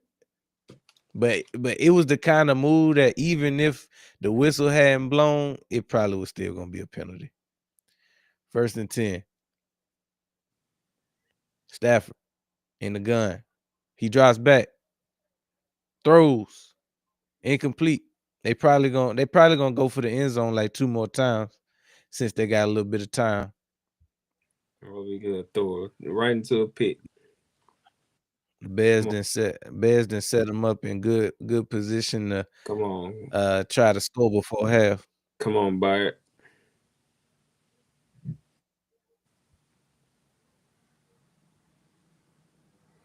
Come on. Somebody get a pick. Tip drill. Somebody tip the ball. Tip drill.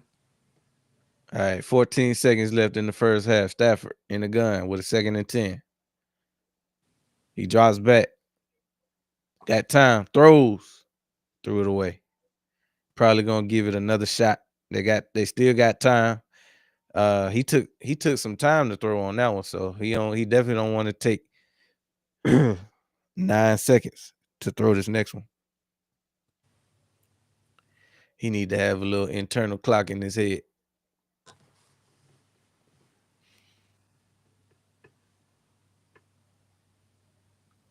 Third and 10 coming up. Man, try some tricky shit.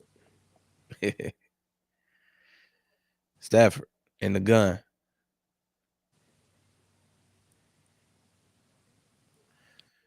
He drops back. Throws. Incomplete. Probably just threw it away. And with 3 seconds left, they probably just gonna take the points, tied up, and go into halftime. Sold up. Ran 10-10.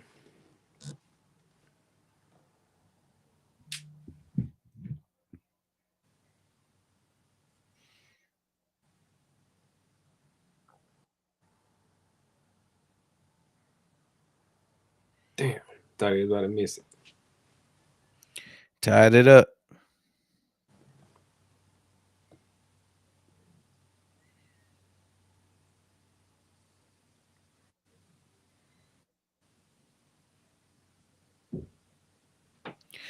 All right. It's a tie ball game. So, I mean, as far as they concerned, it's 0-0. Ain't nothing too crazy. Tell me what you saw in that first half. Man. A whole lot of Funny business. I seen Chicago leaving points out there on the field. That's what I seen. Mm-hmm. Um, the Rams. If I had to say somebody had the upper hand right now, hell, it kind of feel like Chicago. Um, both team only got 10 points, so they ain't did a whole lot of nothing outside of their first couple drives. Um, I feel like it's an even playing field right now. It's still anybody game. I ain't seen nothing that showed me either one of the teams can't go down and score. It's gonna come down to who make the least amount of mistakes. If they want to go for it on fourth down and all that, that's gonna change the whole outcome of the game. I feel like if Chicago go down here and just get points every time they get the ball here, they could win. Like they could Mm-hmm. be up right now and they could still win. Like I don't know how the second half gonna go, but it just seemed like if Chicago just continue to put points on the board, they can win. But they can't keep trying to. They can't keep turning the ball over, and then now you giving the Rams an opportunity on your scoreless drive, knowing they probably Mm-hmm. gonna put something on the board. But it's still anybody game right now. Yeah. I feel like outside of probably inside the red zone, maybe the Chicago probably could get the run game going a little bit more. Because I feel like that's when their whole offense start, excuse me, flowing when they got their run game going. So the second half when they come out, establish that run game. That was my boy Harry Potter. But Mm-hmm. they come out in the second half, they need to try to establish the run game. For the Rams in the second half, I ain't really got nothing for you because I hope you lose. I had to agree with you with it looks like I'm more impressed with the Bears 10 versus the Rams Right, 10. right. It seemed like the Bears been able to do whatever they want to offensively. Mm-hmm. And they've left opportunities on the board defensively too, because they've had chances to pick Interception. a couple of them off that they just didn't make happen. So but the Rams are the That's how Rams. They you hit lose hard. games. Yeah. The Rams are the Rams. They more than capable of beating you on any given Sunday, especially if you give them extra opportunities by not at least scoring when you got the chance to score. Just take the points, Ben Johnson. Take the points. You get in scoring position. 3 is always gonna be better than 0. I know you thinking, but I can get 7, but you could get 0 too. Right. So go with the high percentage play. Take the points when they there. And Yeah. if it come down to it in the fourth quarter, that's when you start being risky and taking shots. Right. But as far as the first half goes, I mean, you can't get more even than the same score on both sides. So both sides 10-10. Stafford went 12 for 24 for 144 yards, no touchdowns, no picks, sacked 3 times with a 68.8 QB rating. Not much on the ground. Kyron Williams got 6 rushes for 24 yards. Blake Corum only got 1 touch for 1 yard. The leading receiver is Whittington, number 88. 2 catches for 35 yards. Kyron Williams got 4 catches for 30. Higby, 1 catch for 27. Puka Nakua only got 3 catches for 27 yards, and Devontae Adams got no catches. So they really been holding it down defensively. For them to only have given up 10 points, 3 of those points really was gift wrap because of a penalty, unnecessary roughness. So when you consider how dangerous the Rams could be and what the score could be for them to only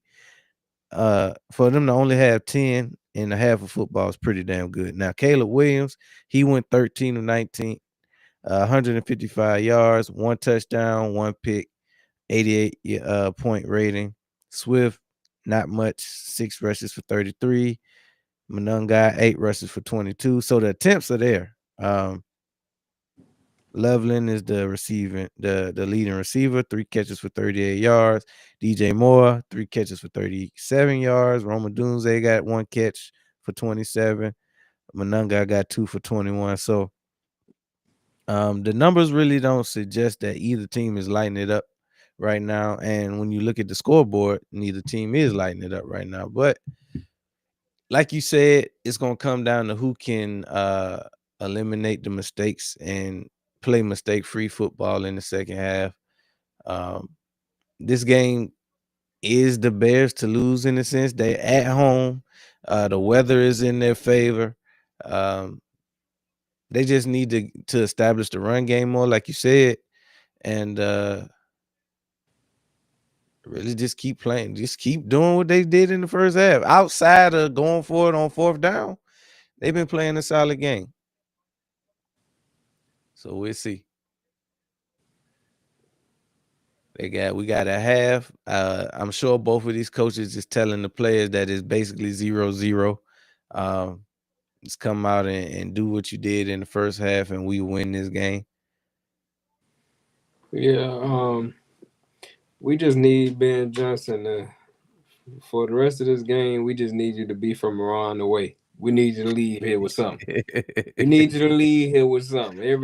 Every drive, we need you to Every leave drive. here with something. Leaving here with And all this all this going forward and coming up with no points and stuff like that. That's Get cool. milk, dog. That's cool, but say that for next week when we need you Right. to lose. Say that for next week.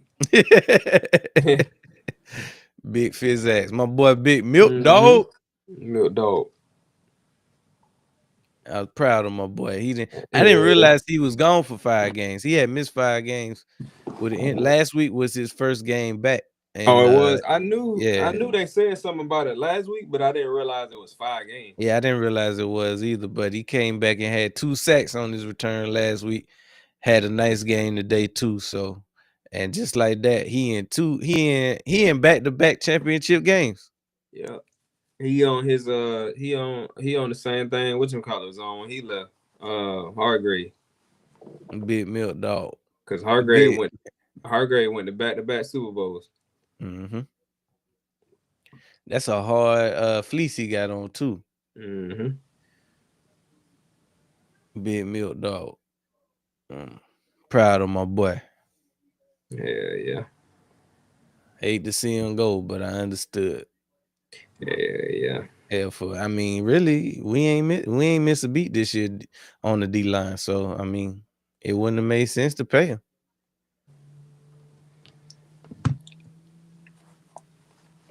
Jomo been everything that we probably could have got from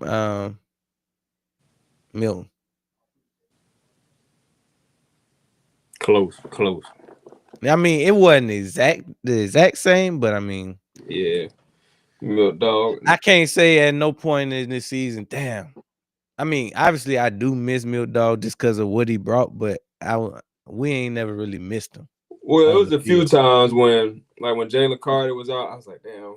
In my head, I was like, damn, Milk Dog would have been clutch right now. Because that's another thing, too.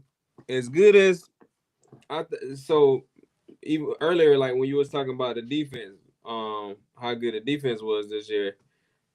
The only difference was this year, I don't feel like we had as much internal pressure, and I don't feel like this year as a whole defense, we didn't turn the ball over as much as we did last year, and I think that was like a key. Like we held team. I feel like we kind of held teams. It seemed like we was holding teams to a little bit less scoring, but maybe it was about the same because last year I think it was like we was holding teams like 17. But this year, I think the biggest difference was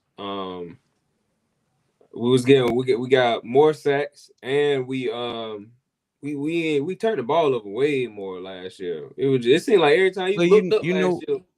You know what it was? Our offense was was better last year. So they was not only was they was more fresh when they hit the field. Our offense just kept our defense on the field this year. So I mean, they definitely. When you think about what our defense did in the first half of games and early in the third quarter, we probably was comparable points wise to what we was doing last year. But overall, I feel like our defense was better this year though. Now there were certain aspects, like you said, that were better last year, but overall, I think we had a better defense this year. Yeah, down the stretch, it seemed like. We was a See, I little think more leaky in I the think run the game, though. difference. I think it was about the same. I think that key difference is that, like how I was saying, like with the turnovers, because last year it was like, all right, y'all, even if y'all scoring with us, like we about to get a turnover and we about to go do something with it. This year is like shit, they just scoring. Like we ain't we ain't creating no turnover. We just holding you to no points. Like we ain't really creating no turnovers like that. And then, like you said, with the offense not helping them out, the times that we did create turnovers, we wasn't doing that with them. So, but yeah, it just seemed like last year, every time you looked up, we was creating a turnover, and it seemed like every time we needed a turnover, that shit came every time. Yeah. It was like somebody. I'm literally sitting there like, yeah, we about to get a turnover. That's how it was last year. It was like shit, the game getting close. Yeah, somebody about to get a turnover. Boom, Zach Bun fumble. Like this, and then we turned it up even more in the playoffs. Yeah, Like, them punch outs was clutch last year. but yeah, so like you said, hopefully this coming season the offense get back on track, and then that allow the defense to be more fresh, be more ball hungry or whatever. See, last year it was the reverse. Our offense was turning up all year. Well, it had started to turn up, and we was like, if we could get a little something, a little bit more from our defense, we'd be straight. This year it was the reverse. But I think our offense was the worst team we've ever had in Sirianni's era. I don't think we've had a unit be as bad as our offense was all year long, ever in the Sirianni era that I can remember. Maybe our special teams last year. Our special teams was real shaky last year. But outside of that, I can't remember a unit. Because even when you think about Dylan Desai's defense, I don't think it was as bad as KP's offense this year. How would you rate that? KP's defense, Desai's. I mean, KP's offense, Desai's defense. Which Which one one was worse? worse? Yeah.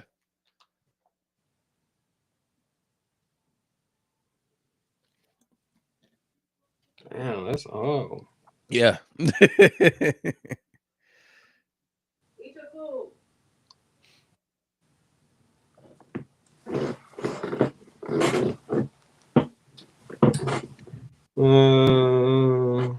Shit, I don't know. I'm trying to think back to that. I'm trying to think back to the specific games that season because they really did start to piss me off. Damn.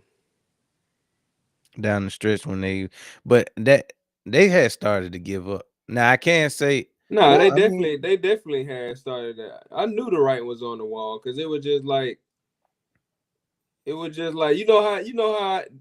know what that's what I a feeling I got from that team during that time period is kind of probably like how the Chiefs felt this season.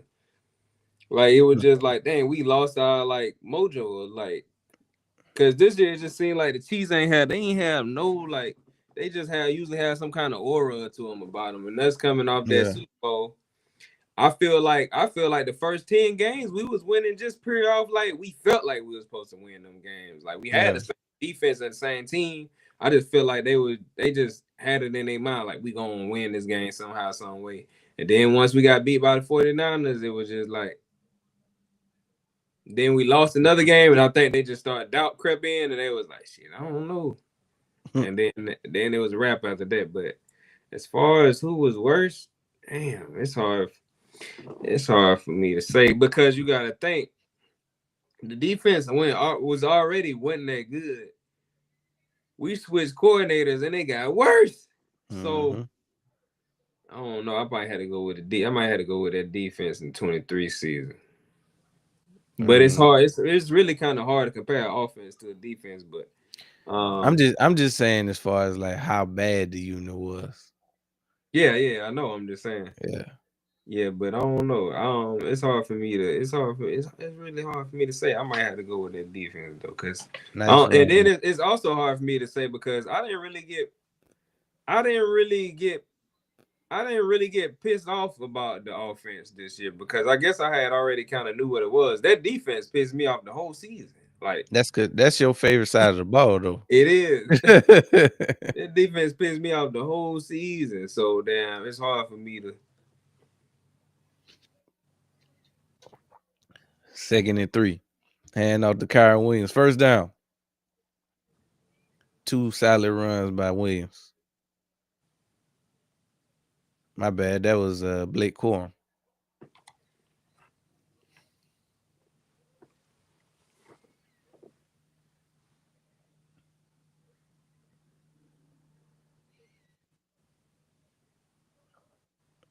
I might have to go with KP on this one. Yeah, that shit close. It's close. It's very close. Because I mean, really, the only reason why KP didn't lose his job is because we ain't have a better option. Even though it ain't like we had a better option for Desai either. But and we then the already offensive line ain't doing him no favors. he ain't doing no favors. So I guess one could also argue that maybe he didn't have the fairest of shots because he didn't even have what Kellen Moore.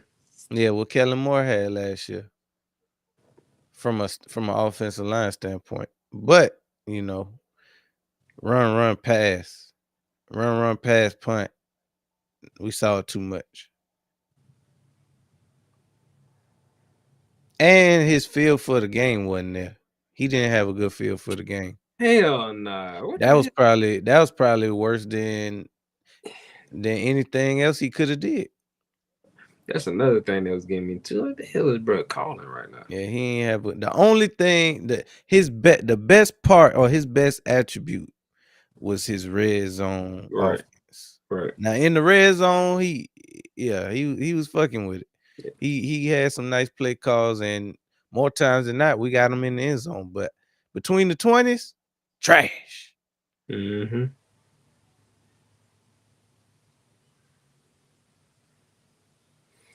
Another thing that disappointed me about this is about to be 4th down. Missed the throw. Incomplete. See, this is what I be talking about right here, bro. Look at this replay. It definitely was behind. Puka slipped, but I mean, shoot, it was behind him. I could see if it was in front of him. Exactly. Then you could kind of claim that Puka Nigga slipped. that threw a pick. Uh-huh. If it would have been higher. But what was I about to say? I lost my whole train of thought. Damn, that was a hell of a punt. Down it inside the 5.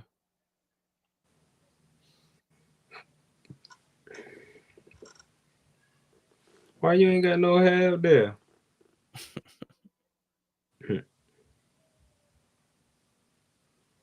Yeah, that was a hell of a punt. Pinned him deep.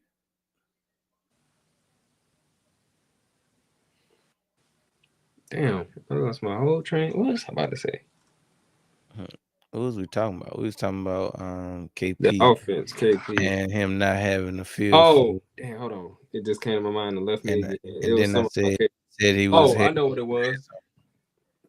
Something else that really kind of had pissed me off about the whole KP thing is, bruh, you been there since Nick been there. That's all you got?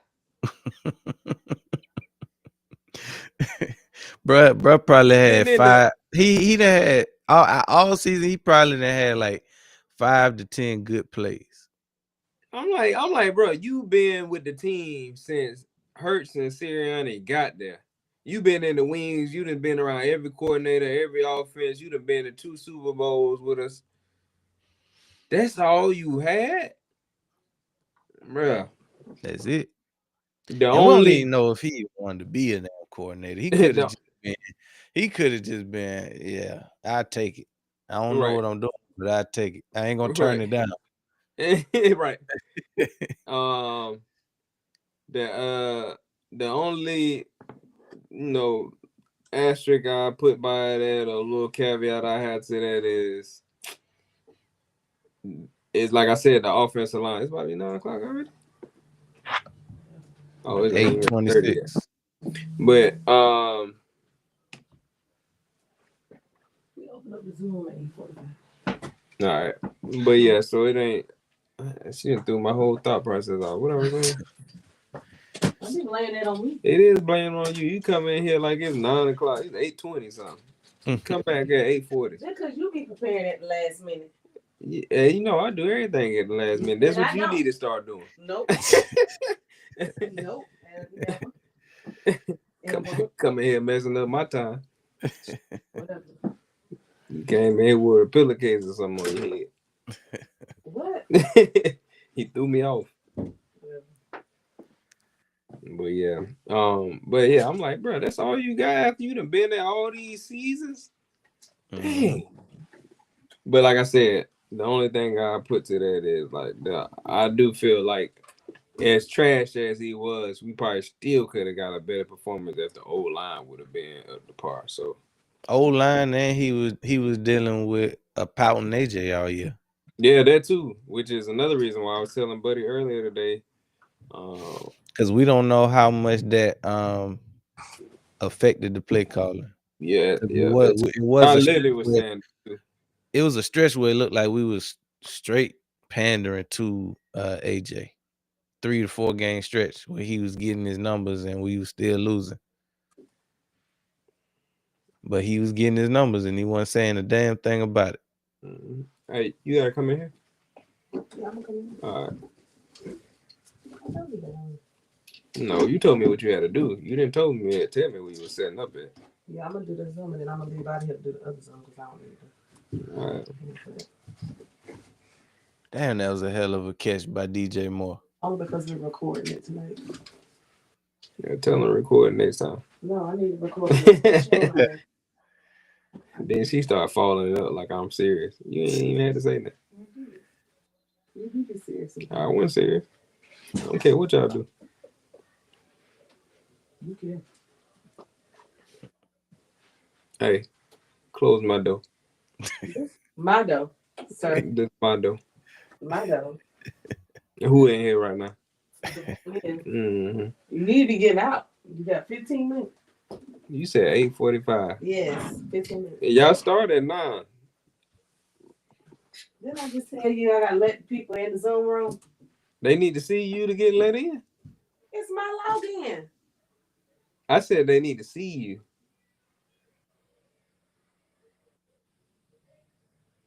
That's what I'm saying. Just let them in. They need to see you at 8:59.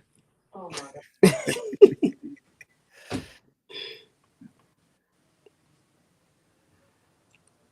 Oh, that was it. Oh, they saying he dropped it.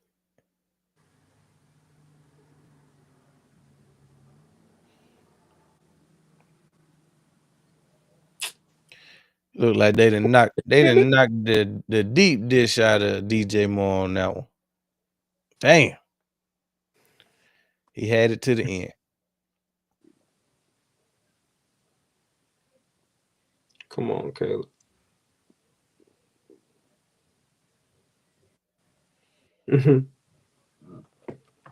What be tripping me out be the opposing team on the sideline. They swear they don't never want to give you credit. No, you know no, he ain't catch that. Hell no, ref. I'd have been doing the same thing. Right. They don't even look and see what happened. It don't even matter. I just know you catch it. You could be 2 feet inbounds, might not even have took a step out. Hell no, ref. He ain't catch it. His eyes was out of bounds. He was looking out of bounds, ref. He was thinking about dropping it. I know it. 3rd and 2. Caleb in the gun. Hands off to Swift. Swift, first down. Nice game. Come on, Swift. He ain't hit that gear, man. Bro, chipping me out with that bat on his head. They keep showing him too. And he's sitting next to Dicker.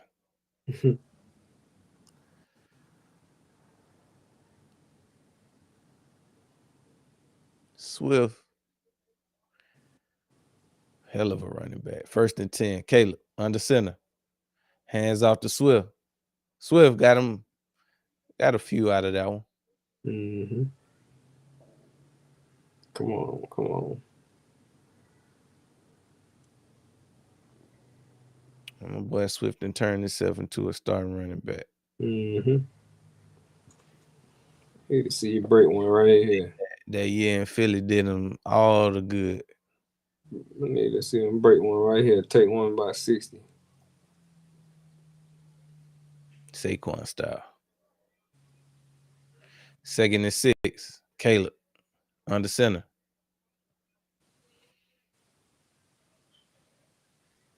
Rolls out to the right. Throws. Damn, that was a hell of a catch. Damn. Hell of an attempt. He threw a little bit more inbound. Intended for Coastal Loveland. That's how you contain on the edge though. Uh-huh. That's exactly how you do it. Don't let him get comfortable. Because he was wide open. And he'd have been able to hit him comfortably if Buddy would have bid on that. Mm-hmm. Yeah, he would have had time to look at other people. Yeah, he even had time to get something with his legs. If he wasn't there. 3rd and 6. Caleb drops back. Throws. Incomplete. Intended for Rome Odunze.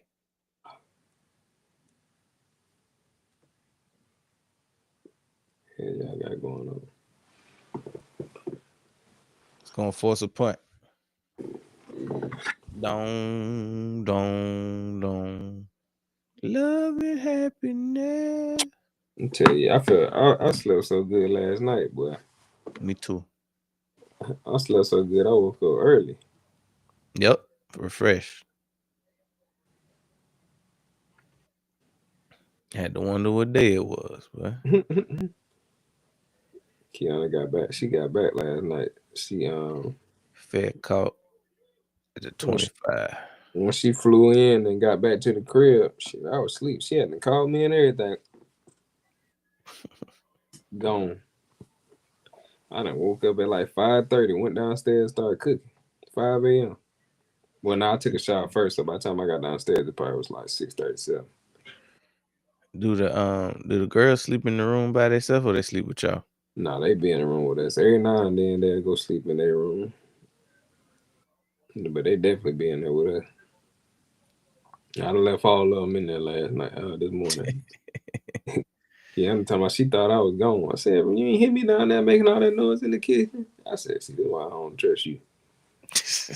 Somebody downstairs just stealing shit. Knives. Sharpening knives and shit. Yeah, you chilling.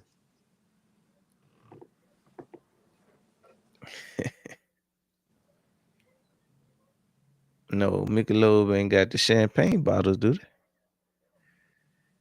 That had to be for the commercial. 8:35. Yeah, 10 minutes. I had to set up shop downstairs. I'm gonna be on the I-10 by 10. That's what Q told you. You better be on the I-10 by 10, my boy. You ain't gotta leave, but you gotta get the hell up out of here. Then she always tell me how the story. I swear she told me the whole story. I told you I was coming. No, you told me you had a call. A Zoom. You didn't tell me when you was posting up yet.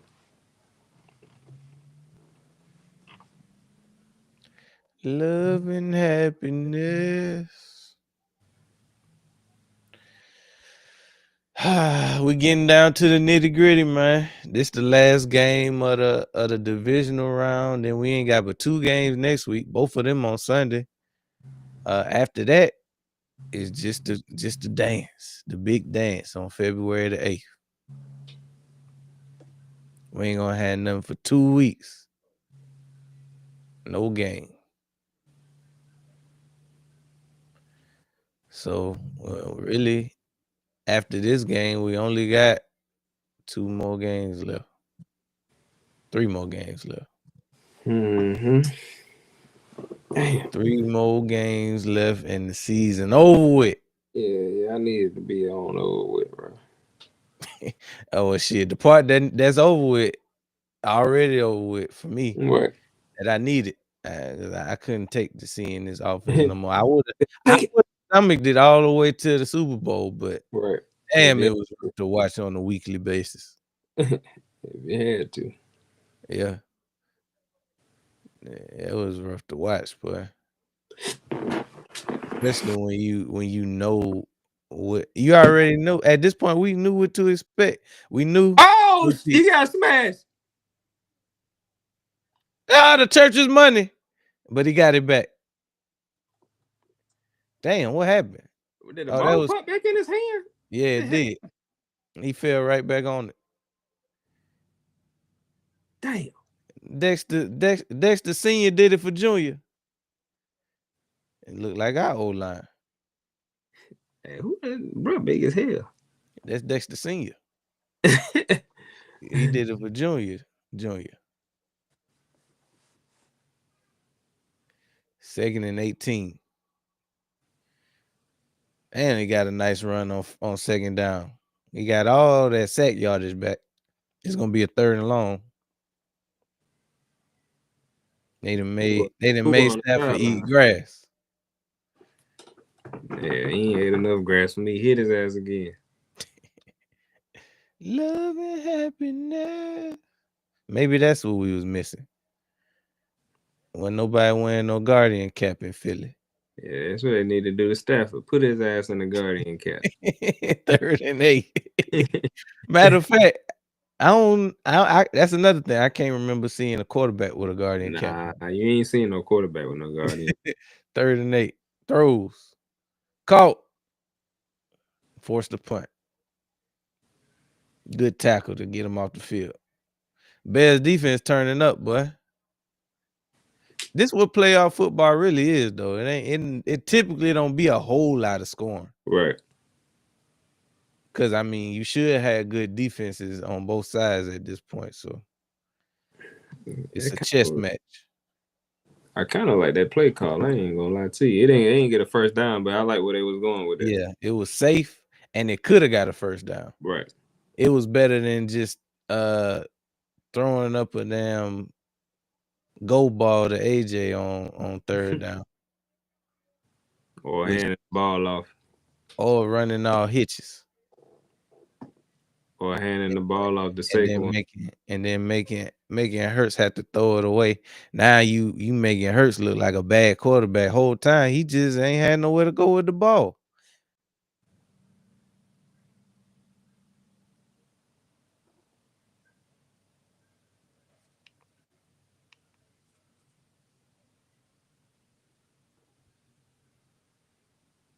Yeah, we just need to go ahead.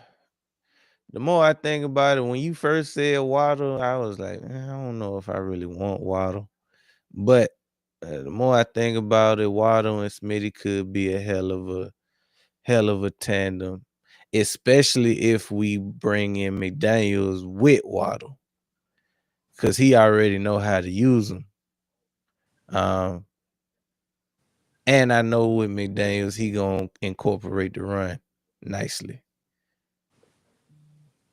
Yeah, we need to see them A-chain plays, man. Yeah.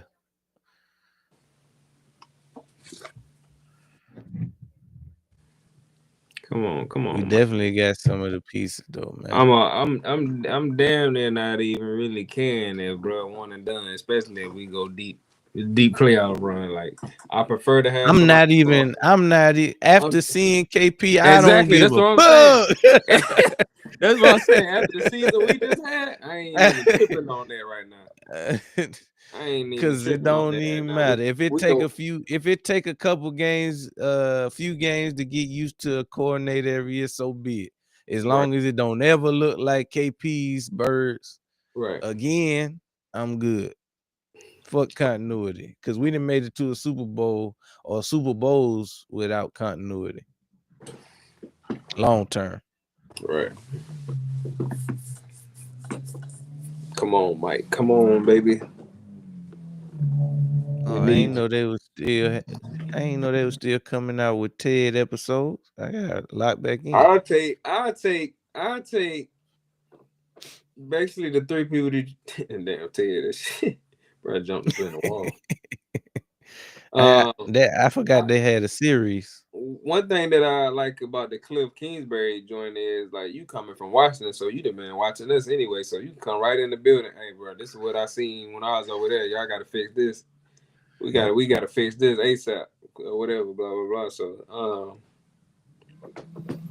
Pitch to Swift. Swift got about 5 on that one.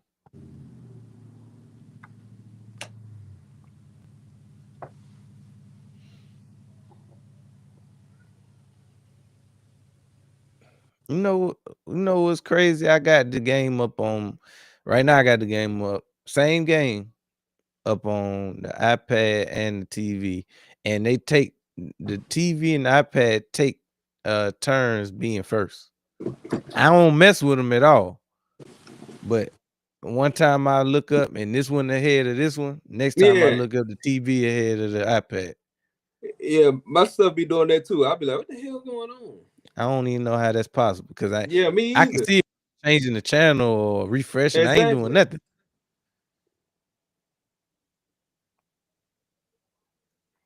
Second and Nah, cause 6. my devices be doing that too. Throws. DJ Moe. First down.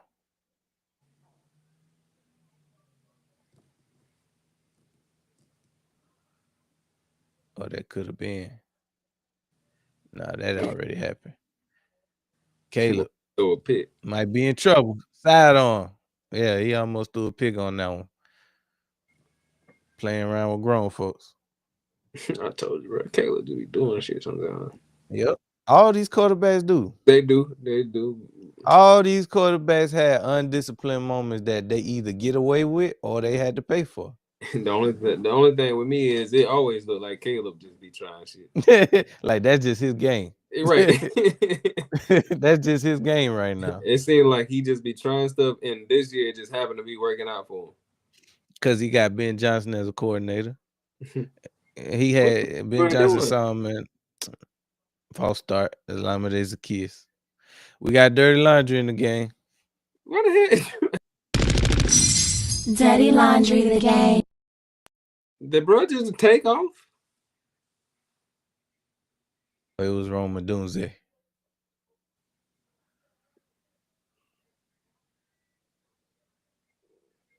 Hell no, that wasn't Roma Dunze. That was Alameda Zacchaeus. I know I wasn't tripping. They called it on Rome, but it was Alameda that jumped. 2nd and 15. Caleb in the gun. He drives back. Ah! Pick! Pick! They got him. They got him. I knew it. Caleb I wanted to knew throw it. that pick though. He was flirting with him. He was He trying to was throw a flirting pick with that for pick the whole he drive. wanted to throw a pick so bad. Let me go downstairs. Oh damn, it is 8:45. Yeah, Caleb wanted to throw a pick so bad. Hey, play stupid games, win stupid prizes.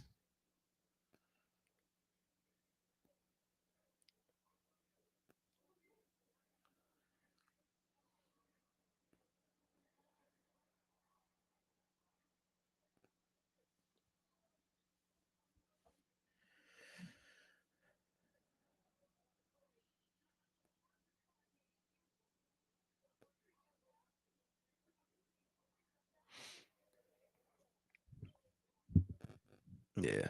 I mean, as we talked about, Caleb he is a risky type of quarterback anyway. He gonna give you those. But it also seems like when you look around the league that a lot of quarterbacks are careless with the ball. And high risk, high reward. That's why they tend to have more passing yards than a Jalen Hurts, more passing touchdowns than the Jalen Hurts because they willing to put the ball in harm's way more than Jalen Hurts. Jalen Hurts ain't gonna put you in a position to have a big time turnover every drive. And it's got its pluses and it's got its minuses. Now, this year in particular, it was more evident because the play calling wasn't there. So not only was it not good plays being called, but it was a weird situation where like Hurts did feel like he had to make a play, but a lot of times the play just wasn't there to be made. And he just not the type of quarterback that's gonna put the ball in harm's way. I don't know, man. Glad it's over. Damn, it's a rough season offensively.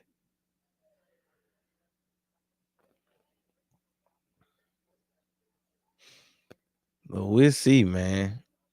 The winner of this one will win a trip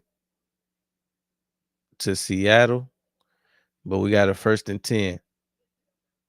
Stafford throws incomplete,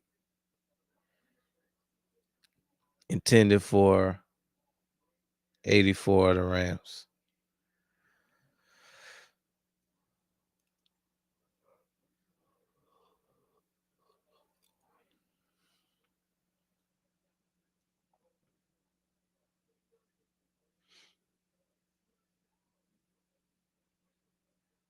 Yeah. That cornerback sat underneath of that one. Stafford, under center. Play action. Throws. Incomplete. Overthrew the wide receiver.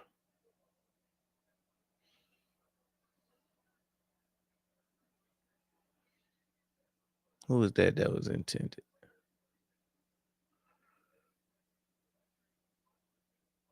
Was that Nakua? Nah, it wasn't Nakua. I couldn't tell who that was. That could have been Adams. Either way, it brings up a 3rd and 10.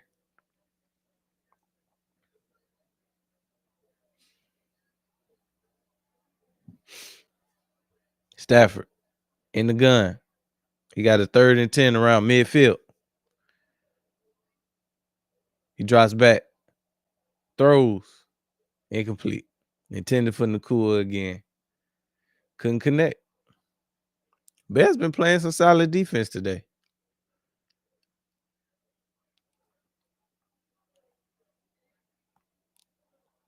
Look like the snow has subsided. But it also looked like Nakua slipped out there. So it could be slippery. Forces a punt. Kick is up.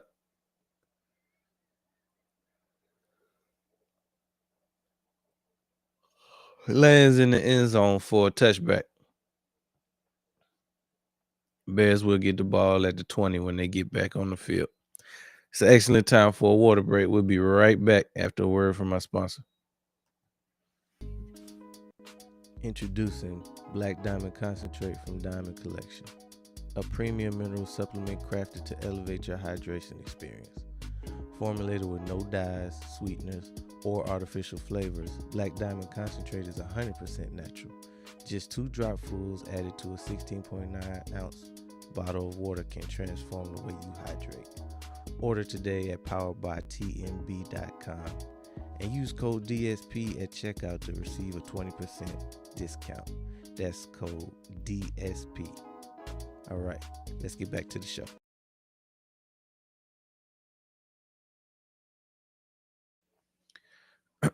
Welcome back to Primetime Sports, brought to you by Sports Lounge Media. We got a good one, man. This is good playoff football. Games tied 10-10. A good chess match on both sides of the ball. You got Ben Johnson going up against Shula. You got Sean McVay going up against whoever the defensive coordinator is for the Bears. But it's a real chess match out there. Nothing is given. There's not a lot of room for error. It's some good tight contested routes. Um, both defenses have shown up, giving both both quarterbacks some troubles, not allowing them to really get things going on the ground. So it's really gonna come down to who's gonna have the best fourth quarter. Because I mean, third quarter seems to be a stalemate so far in this one. But the weird thing about it is once one team scores, more than likely the other team is gonna score, and then that could open up a whole can of worms. But excuse me, until that happens, we got more playoff football, low scoring game, not much going on. 10-10. The Chicago Bears are tied up with the Los Angeles Rams in Chicago with 3 minutes and 40 seconds left in the third quarter. Whew, 18 degrees out there.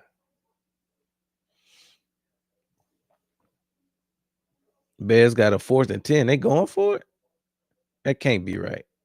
That was a 1st and 10. Throws. No gain. Luther Burden caught it, but he didn't get nothing after the catch.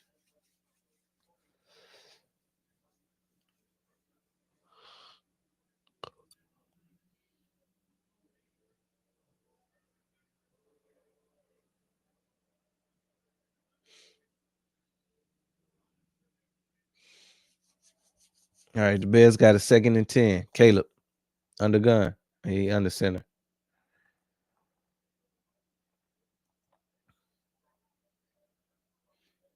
Pitches to Monungai. Monungai. Nice run of about 8 yards. Gonna bring up a 3rd and short.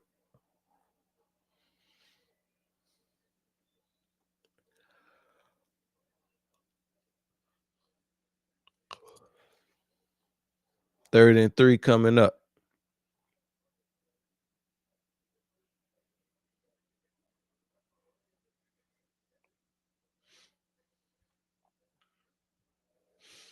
Caleb under center. No, he in the gun this time. He drops back. Scrambles to the right. Throws. Caught. Monungai for the first down. Nice catch by Monungai. Knocked out of bounds after he got the first.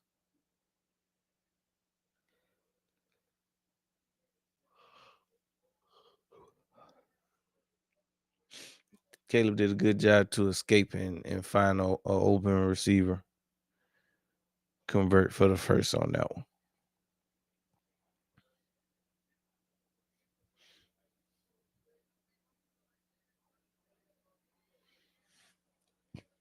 First and 10. Caleb under center. Hands off to Monungai. Monungai. Tough gain of about 4 or 5 yards on that one. Brings up a 2nd down.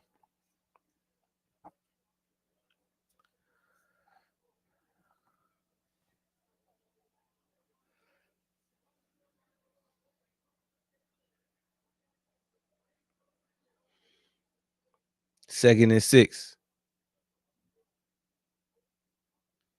Caleb under center. Play action. Caleb rolls out to the left. He takes off. I don't know if he got the first, but if he didn't, he right there at it. It'll depend on the spot. Spot looks like a first down, though. The replay don't really look like he got the first, to be honest. It's a 3rd and 1.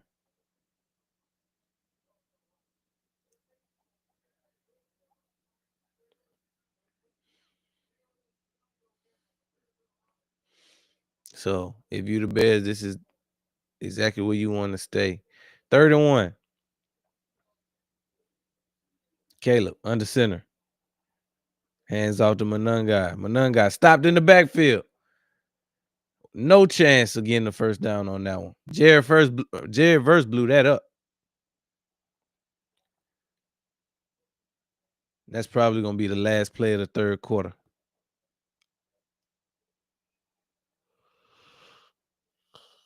Nice play by Jared Verse and Landman to break that up. It's the end of the third quarter. Y'all drop your foes in the chat. Drop your foes in the chat. Drop your foes in the chat. Drop your fours in the chat. We going to the fourth quarter, baby. Score is tied 10-10 in the divisional round of the playoffs. We got the Chicago Bears going up against the Rams of Los Angeles for a chance to go to the NFC Championship next week in Seattle.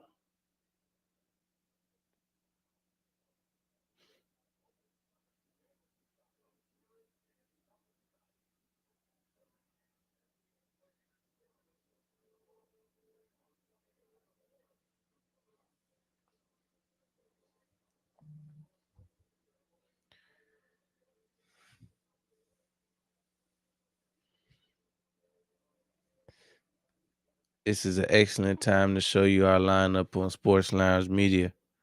Welcome to the lounge.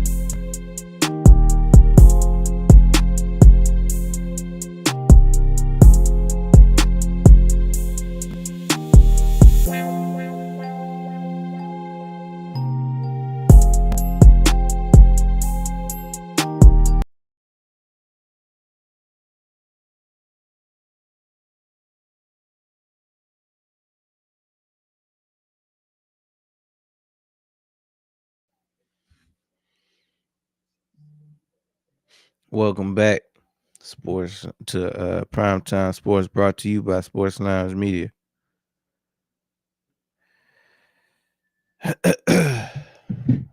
We had a complete stalemate, 10-10, as the Bears get ready to punt this thing away. Kick is up.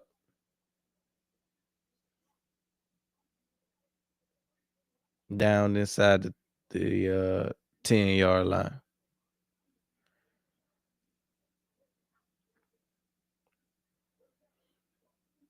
Rams will get it back.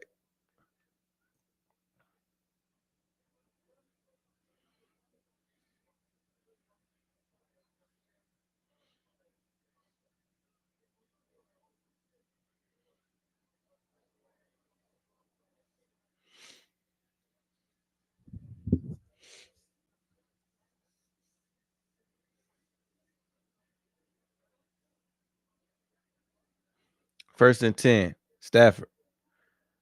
Hands off to Williams. Nice gain of about 5 or 6. It's going to bring up a second down.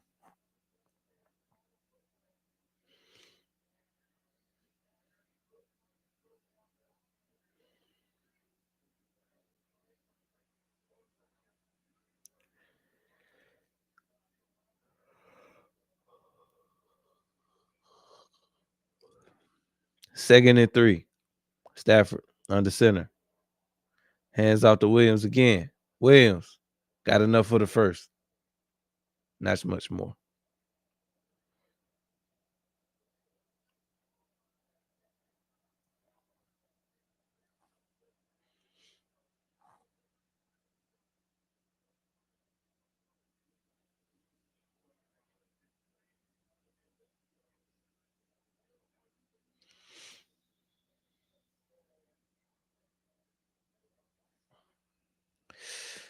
All right.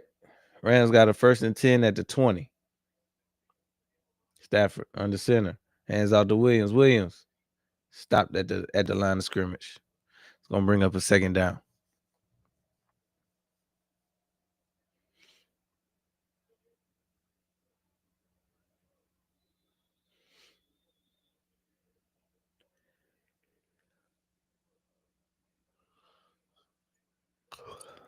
Second and 10.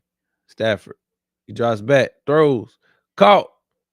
1st down and a lot more. He's still on his feet.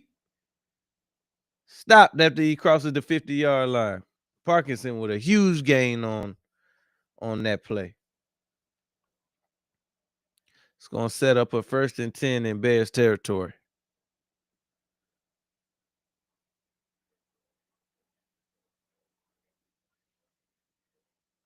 And see, McVay does a great job of scheming guys open and wide open at that. 1st and 10. Stafford hands off up the middle to Williams. Williams got a nice gain of about 4 or 5. Sets up a 2nd down.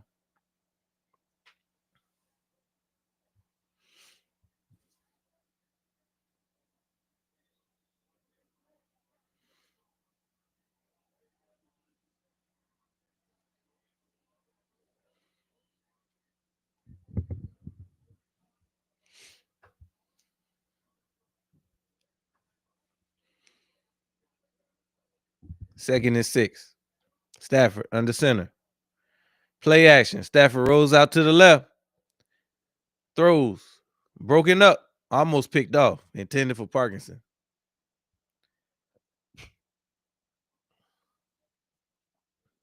Sets up a 3rd and 6. And that's how it's been. Both offenses, they get it going. Excuse me. They seem to get it going a little bit. They cross midfield, and then defense seemed to tighten up for both sides. That was scary. That could have been. I could have went the other way for 6.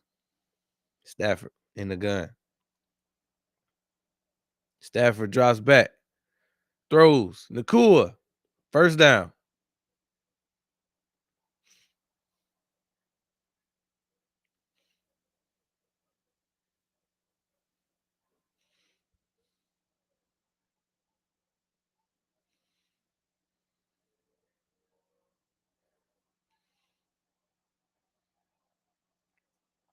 Rams with a 1st and 10 around the 30-yard line. Stafford drops back. Throws. Incomplete. Tried that no-look pass thing again. I hate when he does that.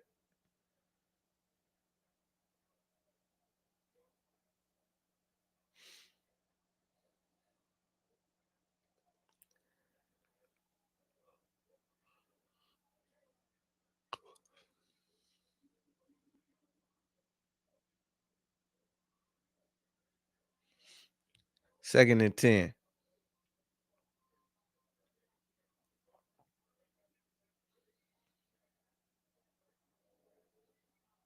Stafford. He drops back. Throws. Caught. Oh, is that picked off?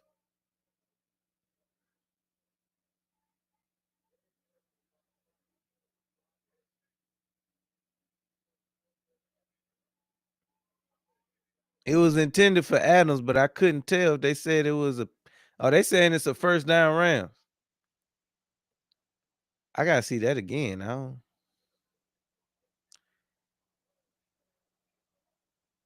Oh yeah. Devontae caught that. Devontae caught that. I couldn't tell what happened. I just know that a bear ended up with the ball, but looking at it on the replay, Devontae caught that fair and square.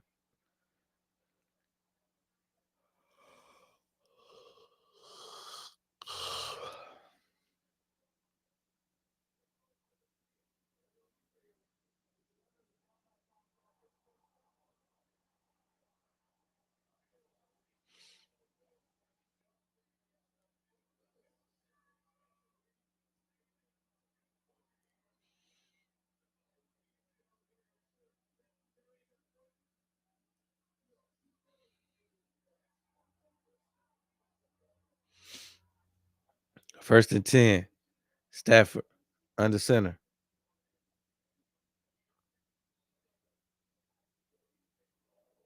He drops back.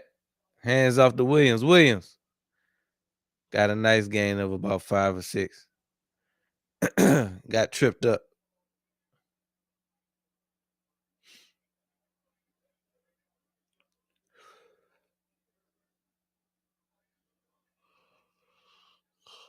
Rams finally seem to be in a rhythm.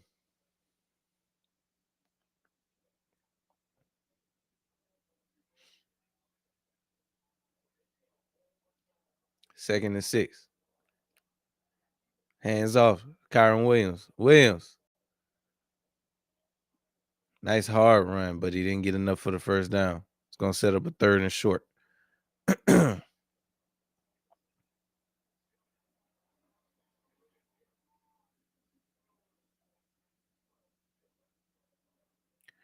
Third and 1. Stafford.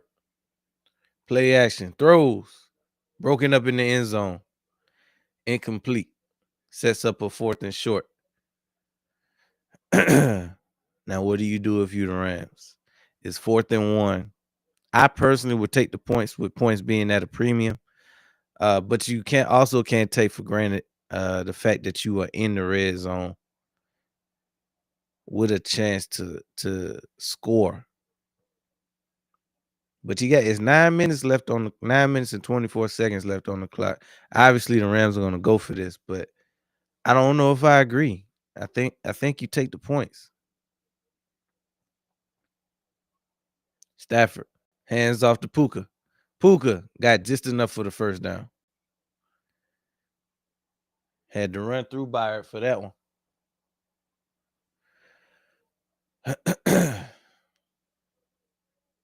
Rams stay alive. I personally would.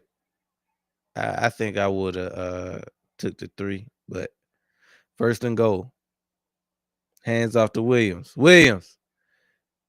Touchdown, Kyron Williams. Hell of a drive by the Rams. It paid off. Looks like it paid off. Touchdown!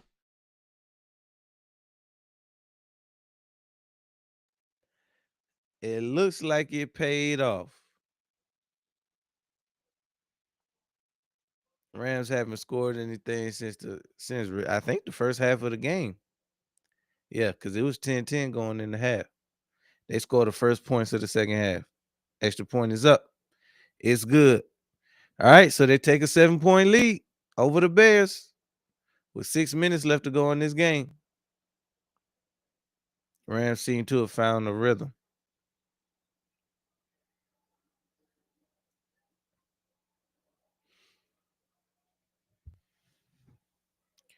Finally get to see some points. Now I'm sure the Bears would love to have some of them field goals back that they had a chance to kick in the first half.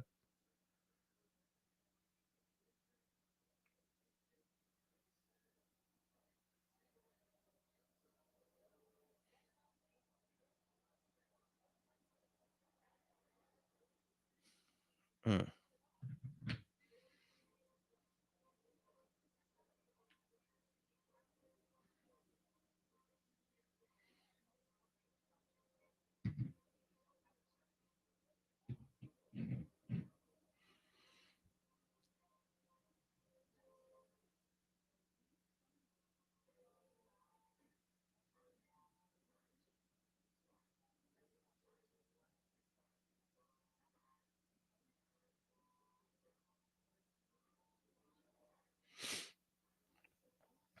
All right, so the Rams strike first in the second half.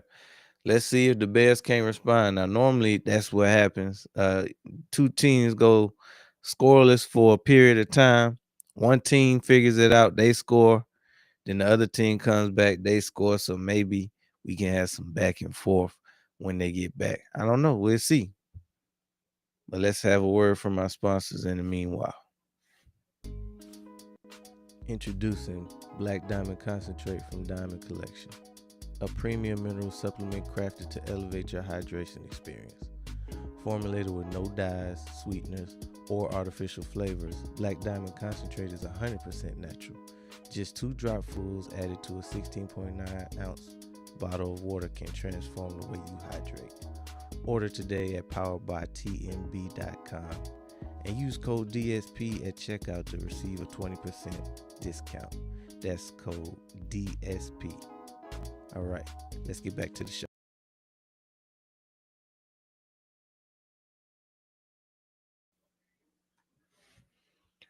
Welcome back to Primetime Sports, brought to you by Sports Lounge Media. We got a good one, folks. Rams seem to have finally got back on the board after going scoreless in the third quarter, just like the Bears did. But I don't know, man. Let's see how the Bears respond. Kick is off. Caught inside the 10. He's at the 20, the 30, past the 35 and stop. Duvernay with a decent kick. He got past the 35, which if you're a kicker, that's exactly what you want to do.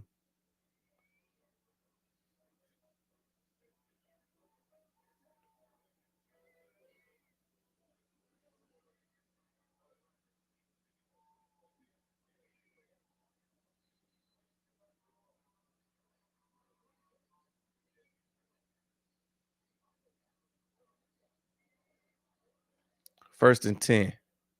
Caleb, under center. Play action. Rolls out to the left. Throws. Almost picked off. Incomplete. Looked like he threw to the offensive lineman, but he threw it too hard. You gotta remember, that's an old lineman. He must have reported eligible. But he threw it to him like he was a wide receiver. He is not.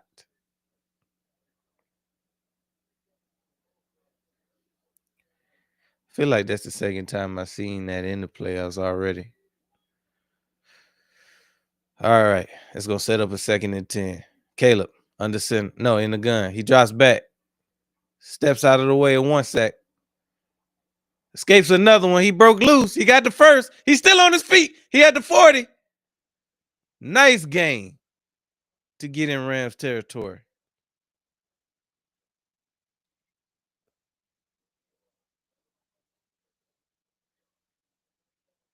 Hell of a play. Rams had their opportunities to get him in the backfield. They couldn't do it.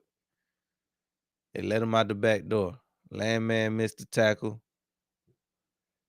I forget who missed the initial sack, but they had their chances.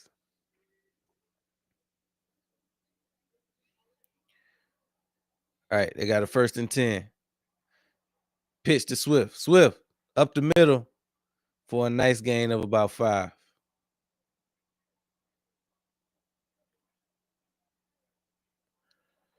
Swift kind of bobbled that one at first. It was a little dangerous.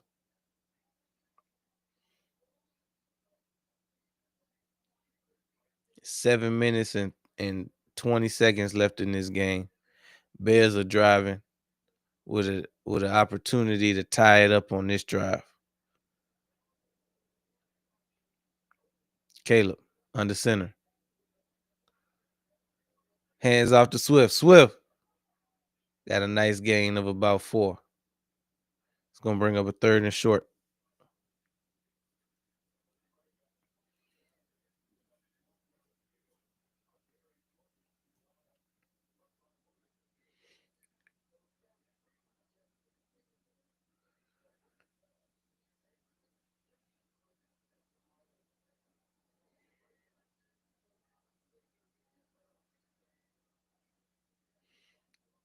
Third and 1 upcoming. Caleb. Hands off to Monungai. Monungai. Looked like he got just enough for the first. If they don't give it to him, it's going to be inches short. But I think it's a first down. Yep, they're giving him the first. So it looked like it's gonna be a first down.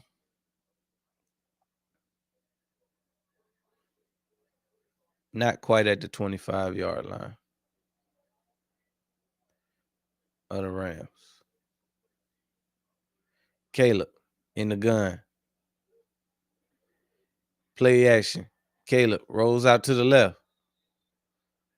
Throws. Incomplete. Tried to hit Loveland on the sideline. Got broken up at the last minute.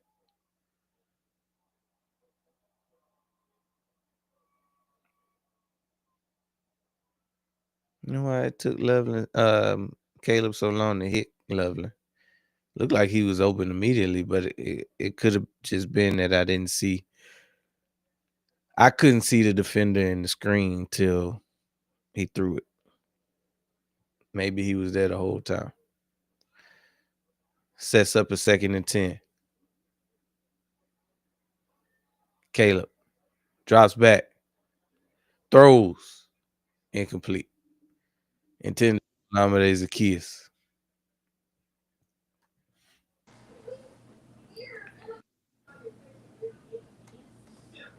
Ain't choking, nutty. Chicago.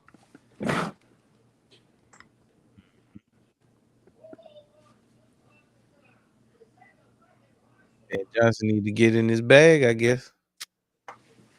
3rd and 10. Caleb in the gun. He drops back. He got time. Throws deep. Caught. First down, Roma Dunze. Just like that, they in the red zone. Let's go. Uh-oh. We got dirty laundry in the game. What's this Dirty on? laundry. Dirty Laundry the game. Roughing the passer on top of that. Go ahead and add on to it. Ref said, come up off of it. They're gonna be in the red zone now. Should be a 1st and goal. At the 5. They at the 5. Yeah.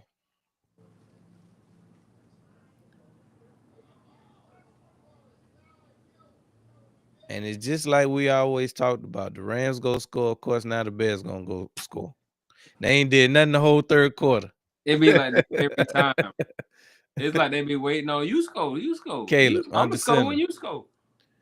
Pitches to Swift. He got about 3 on now, and it looked like he was about to get it in there.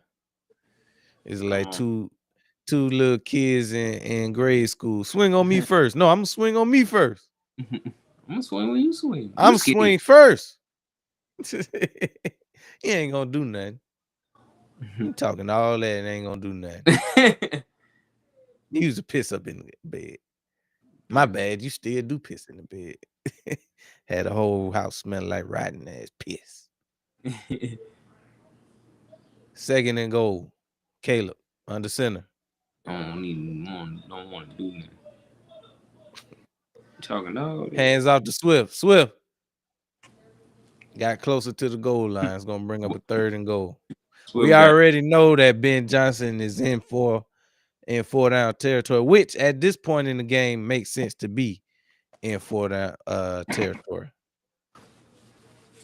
But he was in 4 down territory the whole game in the first drive, first quarter of the first drive.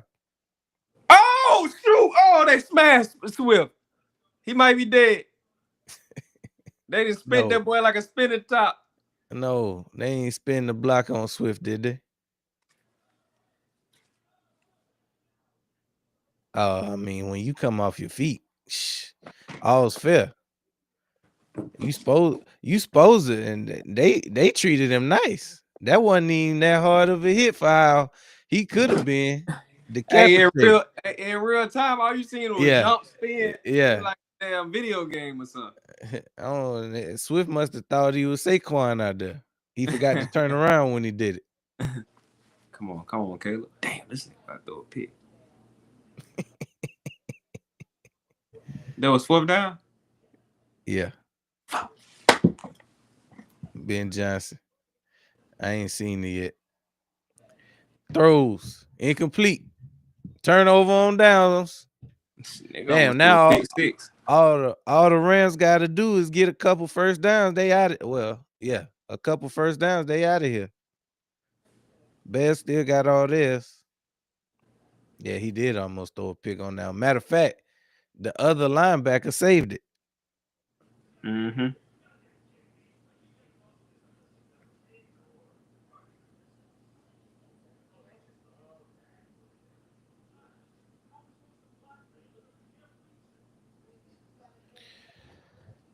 Well, it's gonna come down to this.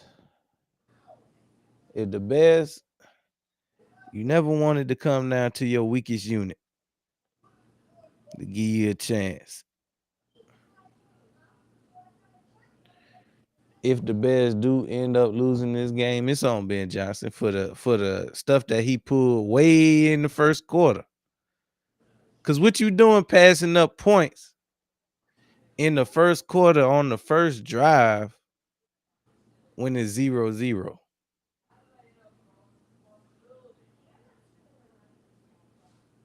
See, he was poor hustling out there. His fingers was not working with his brain.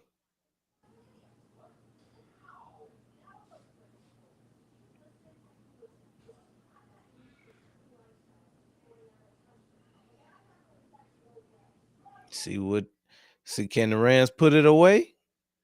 Or can the Bears defense hold up one last stand to give they offense a chance to tie it up or potentially take the lead and win the game and go to the NFC Championship? Because what I can say for the Bears is don't just assume that you're going to be able to be in contention for a 2 seed next year. Because the Birds coming back, baby. I don't know who else going to be back. But as Washington, don't just assume that just because you make it, that you're going to be right back where you left off the next year. You got to start from scratch. Yep. You going to start off where you left off. And if all you scratch his ass in the offseason, that's exactly what your team gonna look like when the season start.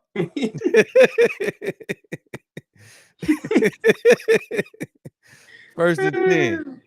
Kyron Williams, 3-yard run.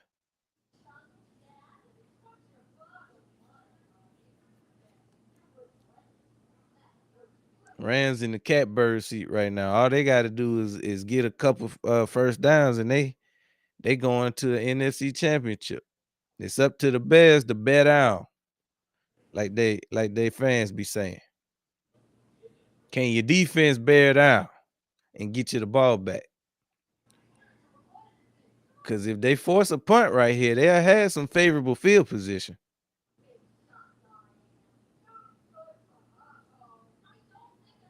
At least give Caleb another chance to throw a pick. 2nd and 8. There you go. There you go with that pound shit.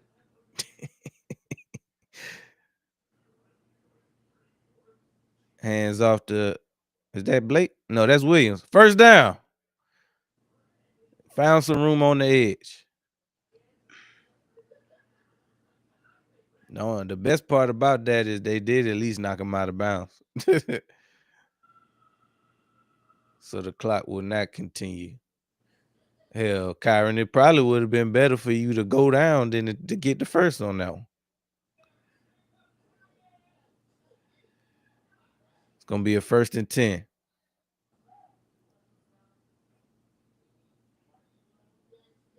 Stafford under center.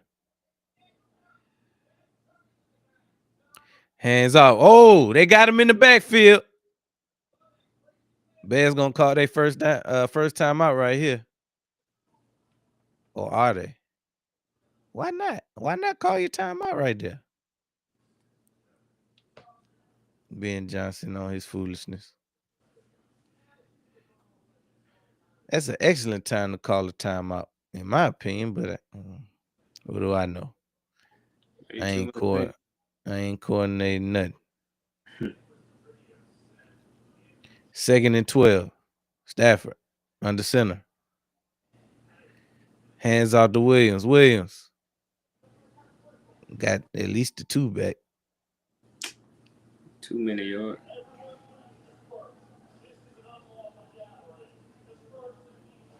So the Bears used their first timeout. I don't know why the hell he waited till now. He could have had more time, but it's all good. It's a 3rd down.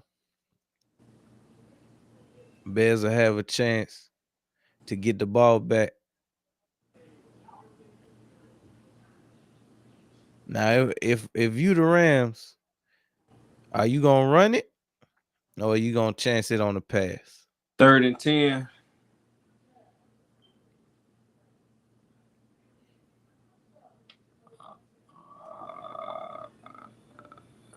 They got one timeout left. Mm-hmm. I'm a throw it, and if it ain't open, take a sack or try to run for some yards. Don't. They handed it off. They only got about 4 yards out of that. But now we at the 2-minute warning. If I see, I'm throwing it. If I see something open, And it gotta be wide open. if I see something wide open, I'm throwing it. If not, I just eat a sack. Mm-hmm. Well, look like the Bears gonna get a chance to see what they can do. With 2 minutes left on the clock, which is plenty of time. Do they still got a timeout? Who, Chicago? Yeah. Yeah. I think they might have one because they didn't use that first one that I told them to use. Yeah, they had that. They got that one time I left. That 2-minute warning. Got that 2-minute warning saved them, and Williams went out of bounds on that first down run. Right. Well, he got knocked out of bounds, but I mean he ended up out of bounds nonetheless.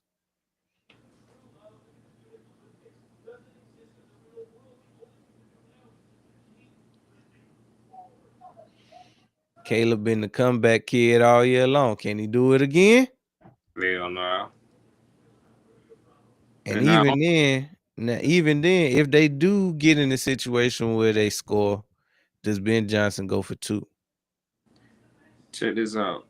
Not only is he not gonna be able to do it, I'm gonna go ahead early and send a picture telling him to one of the pictures tell you to sit there, sit right here on the couch. I'm about to send them. Don't join me. What this one say? Oh, this one say have a seat. Yeah, let me send him this one.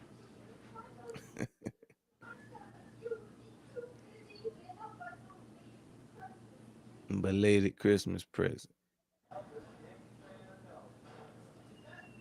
2 seats. 2 seats. Baby says she know I got 2 seats.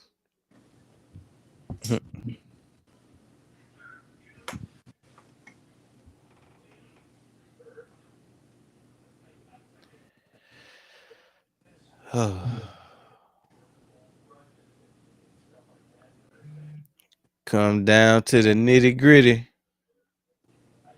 And that's got to be bittersweet for Dorian.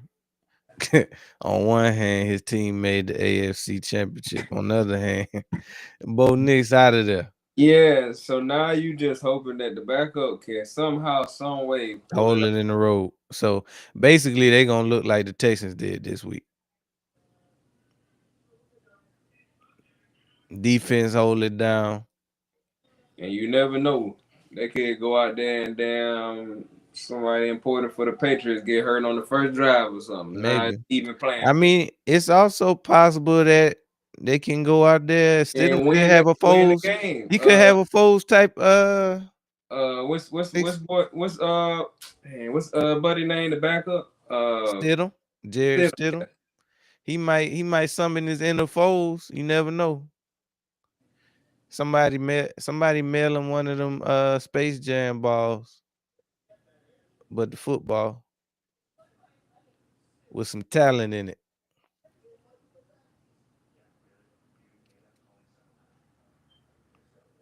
Jared Stidham need to call Michael Jordan, see how much one of them Space Jam balls going for with the talent in it.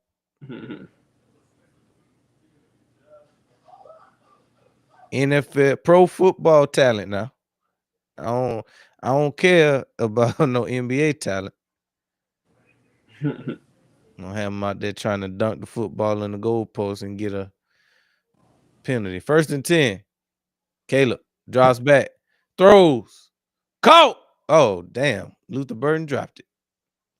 Never mind. Incomplete. He was wide open though. Maybe he was too open.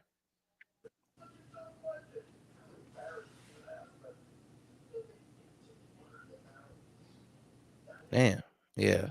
He put it in the bucket too, because he laid it over one defender and put it right in Luther's hands, boy. That's one of them. Hit him right in the Vandross. Throws. Caught. First down, Coastal Leveling. They leave in the middle of the field wide open for some reason.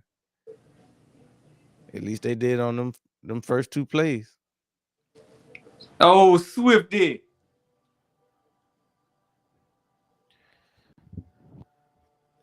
Time to get swifty.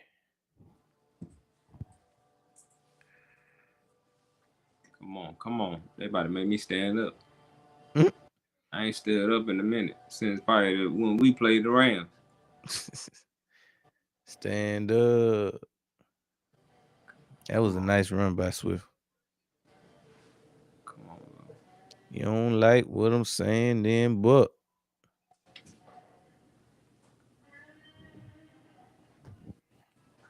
Second and 4. Caleb drops back, throws, incomplete. That was too high. He had him too. He would have at least had the first down. Damn. Brings up a 4th and 4. It was a little too high. 3rd and 4? Or you ahead of me? No, you're right. It's a 3rd and 4. Okay. Shit, you was scaring me, goddamn. I'm like, 3rd and 4 popped up so quick. I thought they were saying that was 3rd down. yeah, they be doing it quick as hell now. Yeah. They be getting me with it. I thought they were saying that was 3rd down. Right. As soon as they hit the ground, they be changing it. Drops back. Throws. Damn, he just threw that away. That one ain't have a chance. Damn, He act like it was. He had more time than that. He rushed that one. Yeah, like he had 9.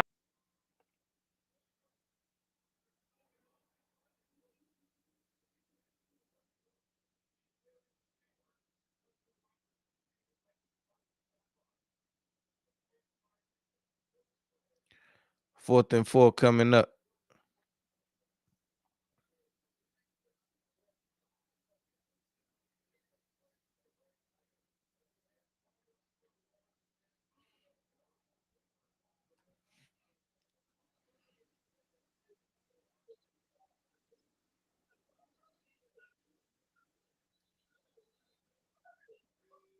Game on the line.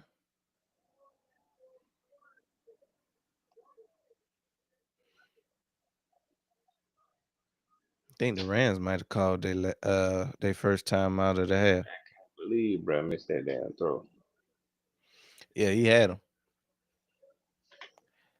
He had him, and that would have also still had the run in play. They would have been able to run it from right there. Yeah, they would. 4th and 4. Caleb under center. In the gun. Oh, they bringing the dog. He drops back. Shit. Caleb running backwards. This ain't gonna work. Oh, touchdown! How the hell he did it? I don't know. Touchdown! Oh! Touchdown!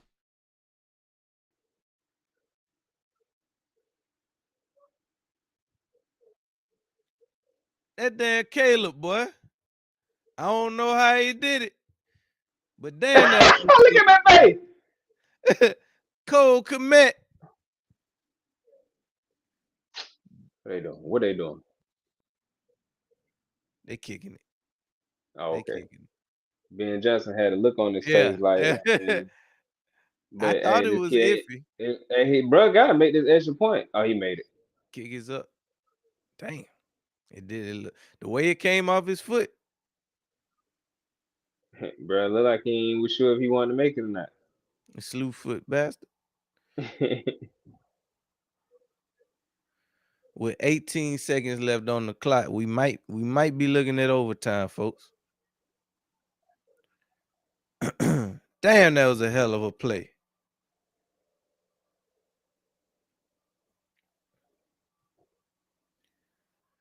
That was a hell of a play. And it wasn't even on Forbes. Boy, wait, ain't no way in How hell. the hell did that happen? Nigga went to midfield and chalked it up. That's some Madden stuff right there. That's something you would see somebody do on Madden. Run all the way back to the 50 and launch it. Bro, wide open in the back of the end zone. Hey, he sent Hey, Cole hey, Kmet to the cat. hey, when Verse them smashed his ass, they look at 10. He just knew that all right, over with.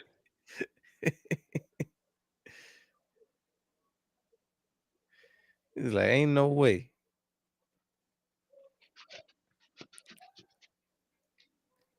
Yeah, that's how you gain confidence in your quarterback right there.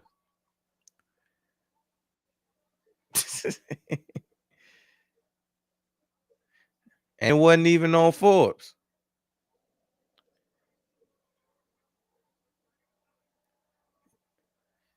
Rams got a little return, but it ain't do much. I don't even think they got to the 20. Nah, they got past the 20. Maybe they go ahead and kneel it out. Unless you want to pull a Bills. He want to. They're about to end it in regulation. Yeah, Strip set. they Oh, they need about it. to need Yeah, they it. going. We got overtime, folks. Damn, that was a hell of a play by Caleb.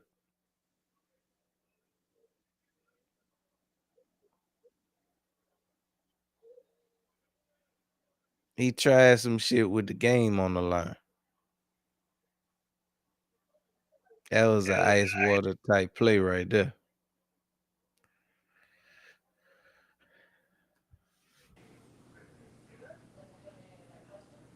Man, the Bears been in this situation all year. How many overtime games these boys done played this year? Seem like they always finding themselves in this situation. Mm-hmm.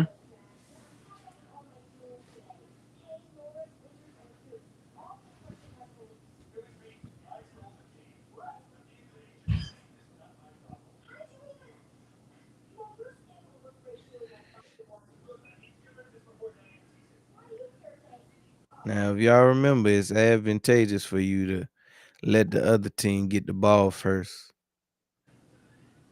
in overtime, just so you can see what you get, see what you need.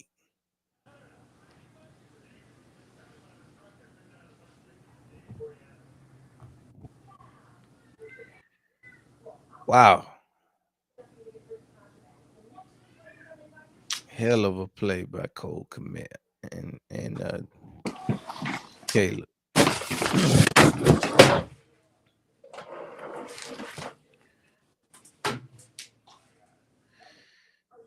Damn. And we'll have more on the overtime coverage when we come back after a word from our sponsor. Introducing Black Diamond Concentrate from Diamond Collection, a premium mineral supplement crafted to elevate your hydration experience. Formulated with no dyes, sweeteners, or artificial flavors, Black Diamond Concentrate is 100% natural. Just 2 dropfuls added to a 16.9 ounce bottle of water can transform the way you hydrate. Order today at poweredbytmb.com and use code DSP at checkout to receive a 20% discount. That's code DSP. All right, let's get back to the.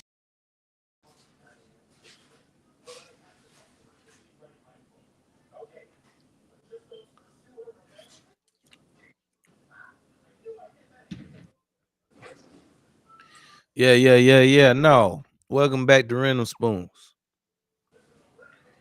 Welcome back to Primetime Sports.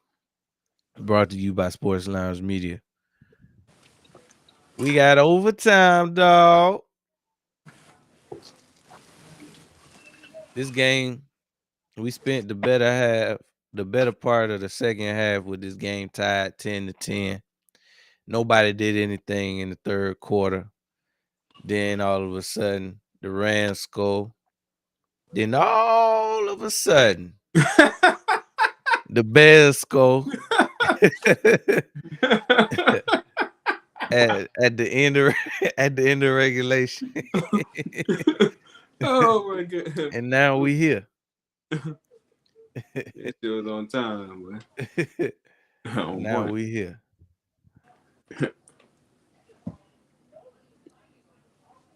Oh, let me see. All right, so a couple things that we can say about Caleb this year is he did get better from year 1 to year 2.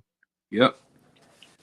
You seen the flashes of why they were so crazy about him in the draft this year. And you can put bus talk to rest for now. I think he's done enough to prove all of that. Especially if he win the game. Mm-hmm. On to AFC champion. Mm-hmm. But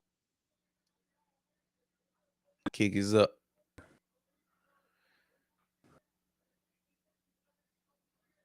Got it to not quite the 30. It look like the Rams gonna get the first crack at it in OT. Now it did look like the Rams had a little bit of a rhythm. Looked like the Rams had got into a little bit of a rhythm in the fourth quarter. Let's see if it carries over to overtime. Stafford, hands off. Williams. Nice gain on first down. Got about 7 or 8 on that one.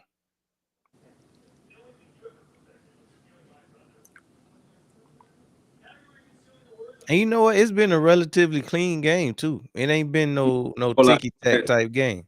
right. Yeah. They letting them play. And that's all up to the refs.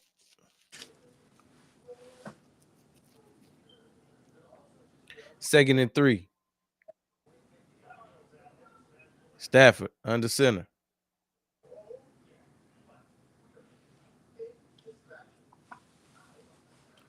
Hands off to Williams. Williams. Stop. It's gonna bring up a third and short.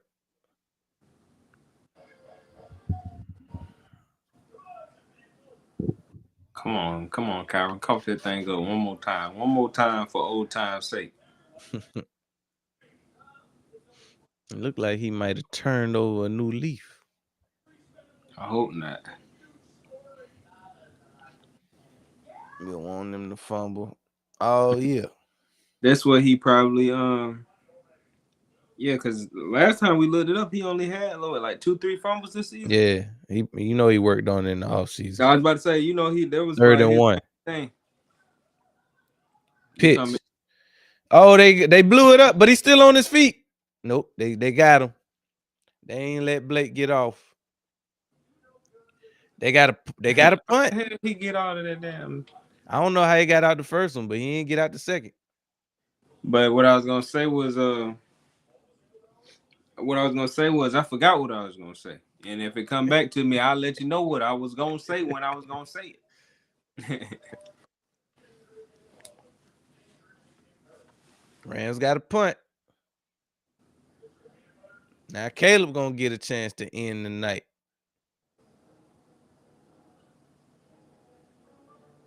Cause at this point, a field goal should win it. Think all the Bears need to do is get in field goal range. That's game. Blouses. Come on.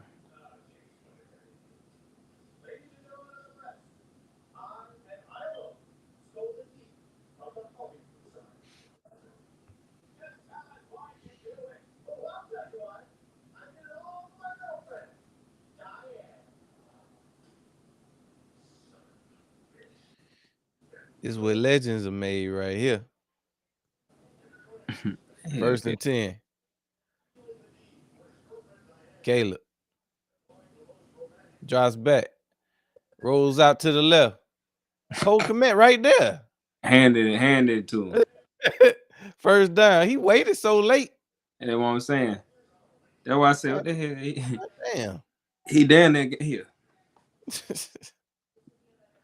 Then they walked it to him. Waiting all late to give him the ball. He should have dropped it just because you waited too late. First and 10.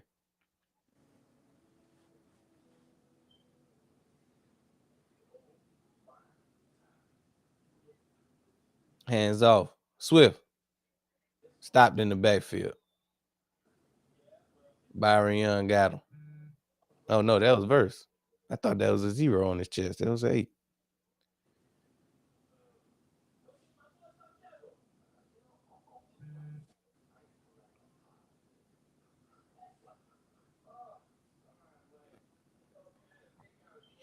All right, we got a 2nd and 13.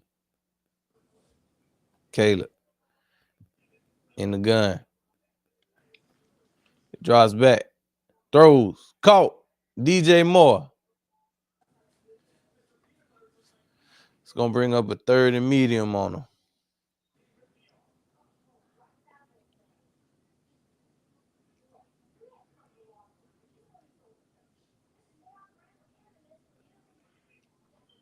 Oh, yeah, they in that split safety look. Middle of the field should be wide open.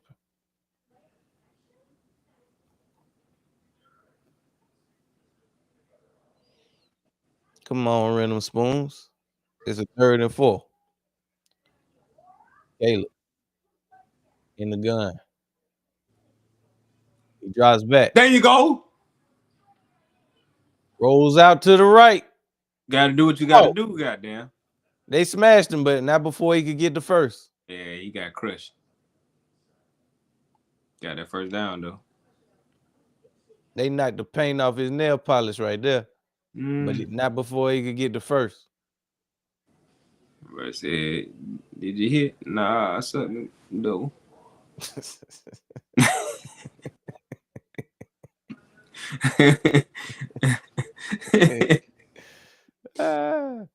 First and 10. Caleb in the gun. Play action. Caleb throws to Manunga. Manunga got what he could. Gonna bring up a 2nd down. Still tripping off your ass. Oh, look.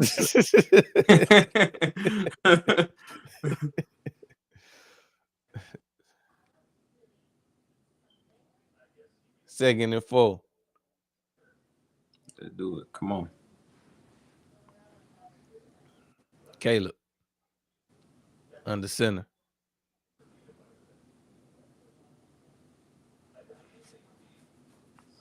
Pitch.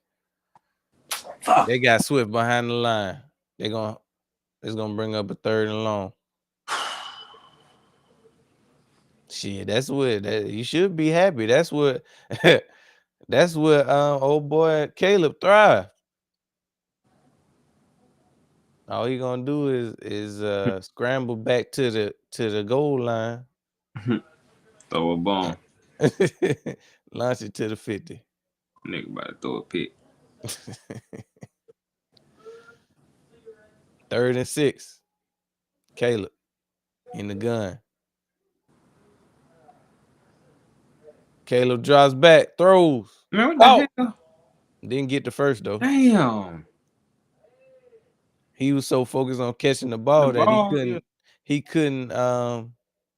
It extend it. Gonna bring up fourth down. But you know Ben ain't never seen a fourth down that he wouldn't go for.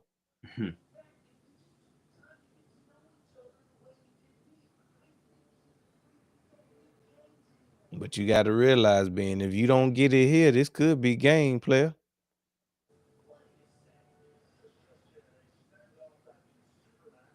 Fourth and inches. Caleb. Sneak. But had a sweep sneak. You got it. First down. We got him. Man, that was actually drawn up well. It was.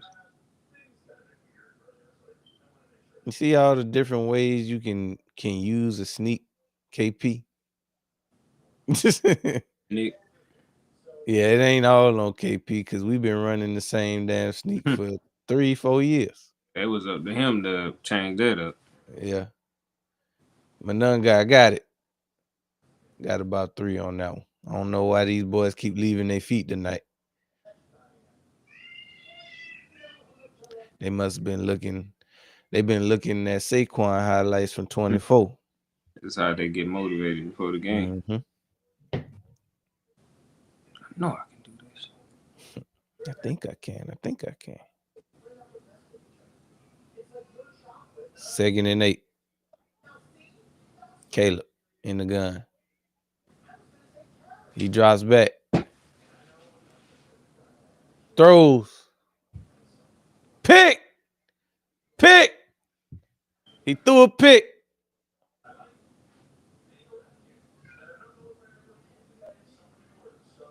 Gave it right back to the Rams.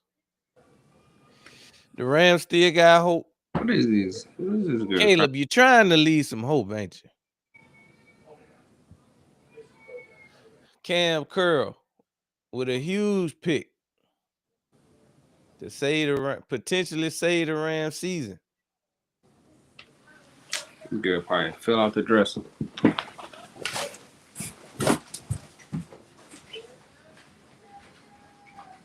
And he almost dropped it.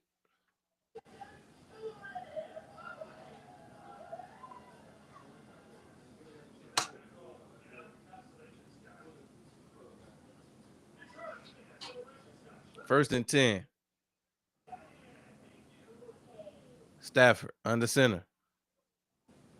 Hands off to Nakua around the edge. Nakua got about 4 on that one.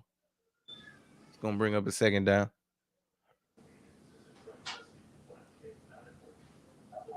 Got 6 minutes left in OT. Remember, there's no ties. Stafford in the gun. He drops back. Throws. Caught. Parkinson's got the first down.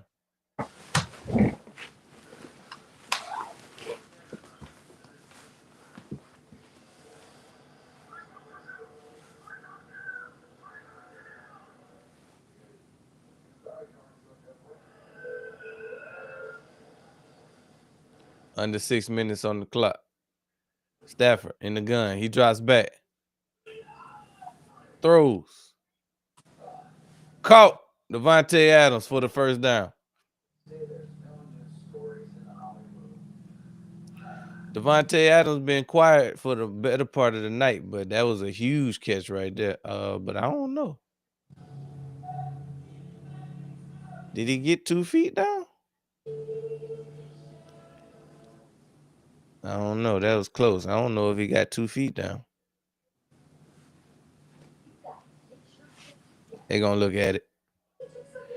It's an official review. Catch 1, 2. I don't know. He got the feet. It'll really come down to when he secured it, but I think he got the feet. Let's see. Catch 1. Damn, that's close. Yeah, that's close.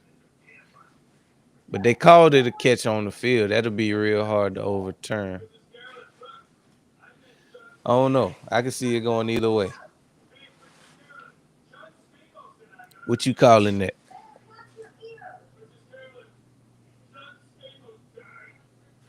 saying? Catch or no catch?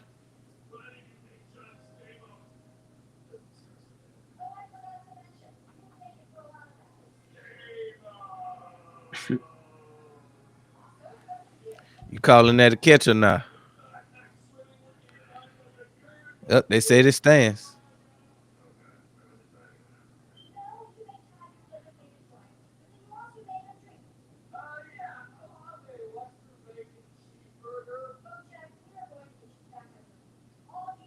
Stafford under center.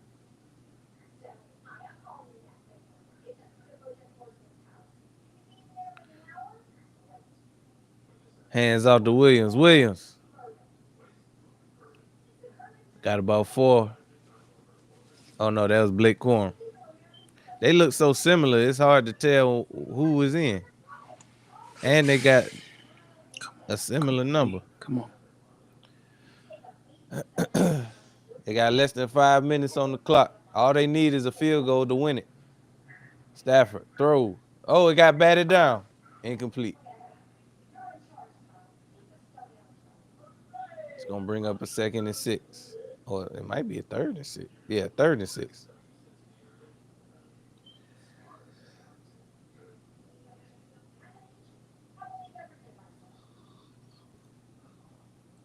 That was a good play by 50 to get his paw up. Or his bear claw. 3rd and 6.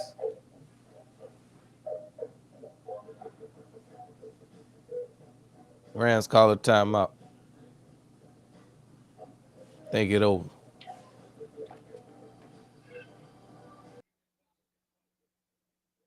McVay got the season on the line.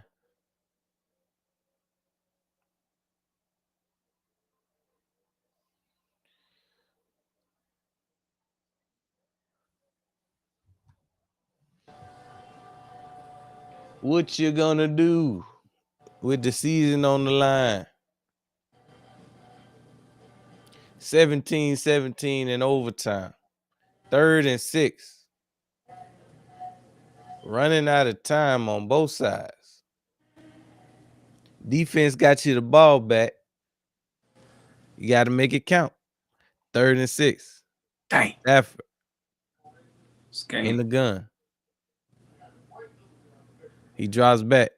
Throws. Caught. Puka Nacua got the first and a lot more. They in field goal range, folks. That's gonna be a game. That might be all she wrote. Nigga had it. He want to throw a pick. That's what Caleb do.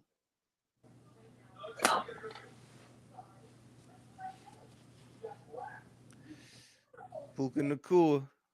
He got the matchup you wanted. You got Puka Nacua on a safety. 1st and 10. Hands off to Williams. Williams got a few more. Need a Get it over on the right hash. Need a Steelers miracle.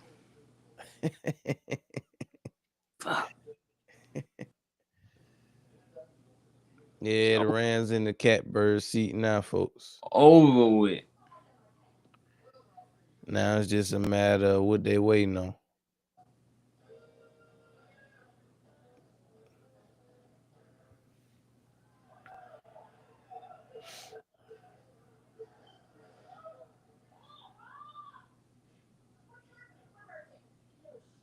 Second and 7.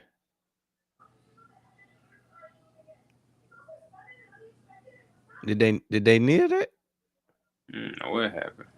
I ain't got I looked away for a second. Oh, they must have called a timeout. Yeah, it had to. I looked away and I see a bear pushing a ram. Right. You know, old boy from the Rams pushed the bear. Guess he was mad because he was getting to grab him. Bro, hell, I ain't know y'all was about to call on timeout. Shit, I'm coming back. I was trying to knock your head off. Man. Doing what I do when I do it. Mavis. We got us a hefty lefty out there. Man, who is this? The kicker. 2nd and 7.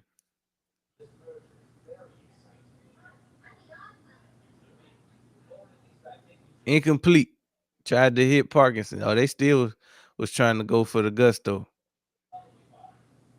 It would have been funny if they would have tipped it up and Des picked it off. By being Johnny on the spot.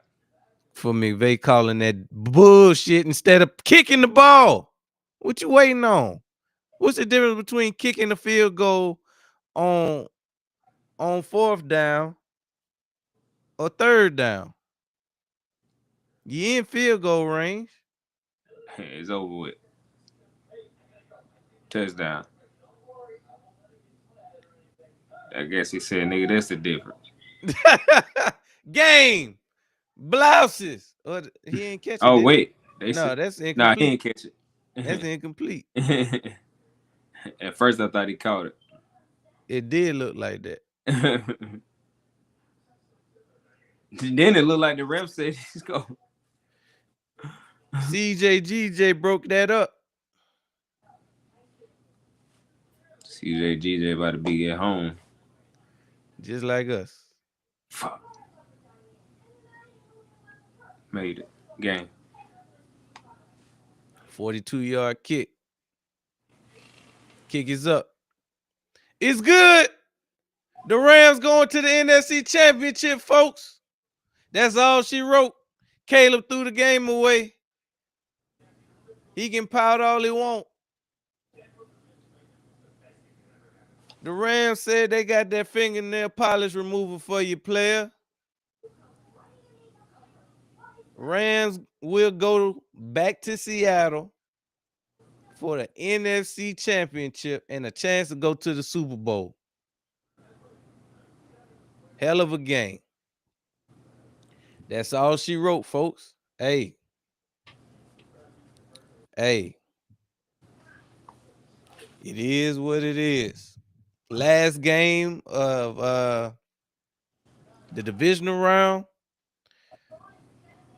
You catch us back next Sunday. Sunday is championship weekend. We got one game at 3 and one at 6. Come on, Seattle. We catch y'all next Sunday? week. Huh? Yeah, both of them Sunday. Both the games Sunday. One at 3 and one at 6.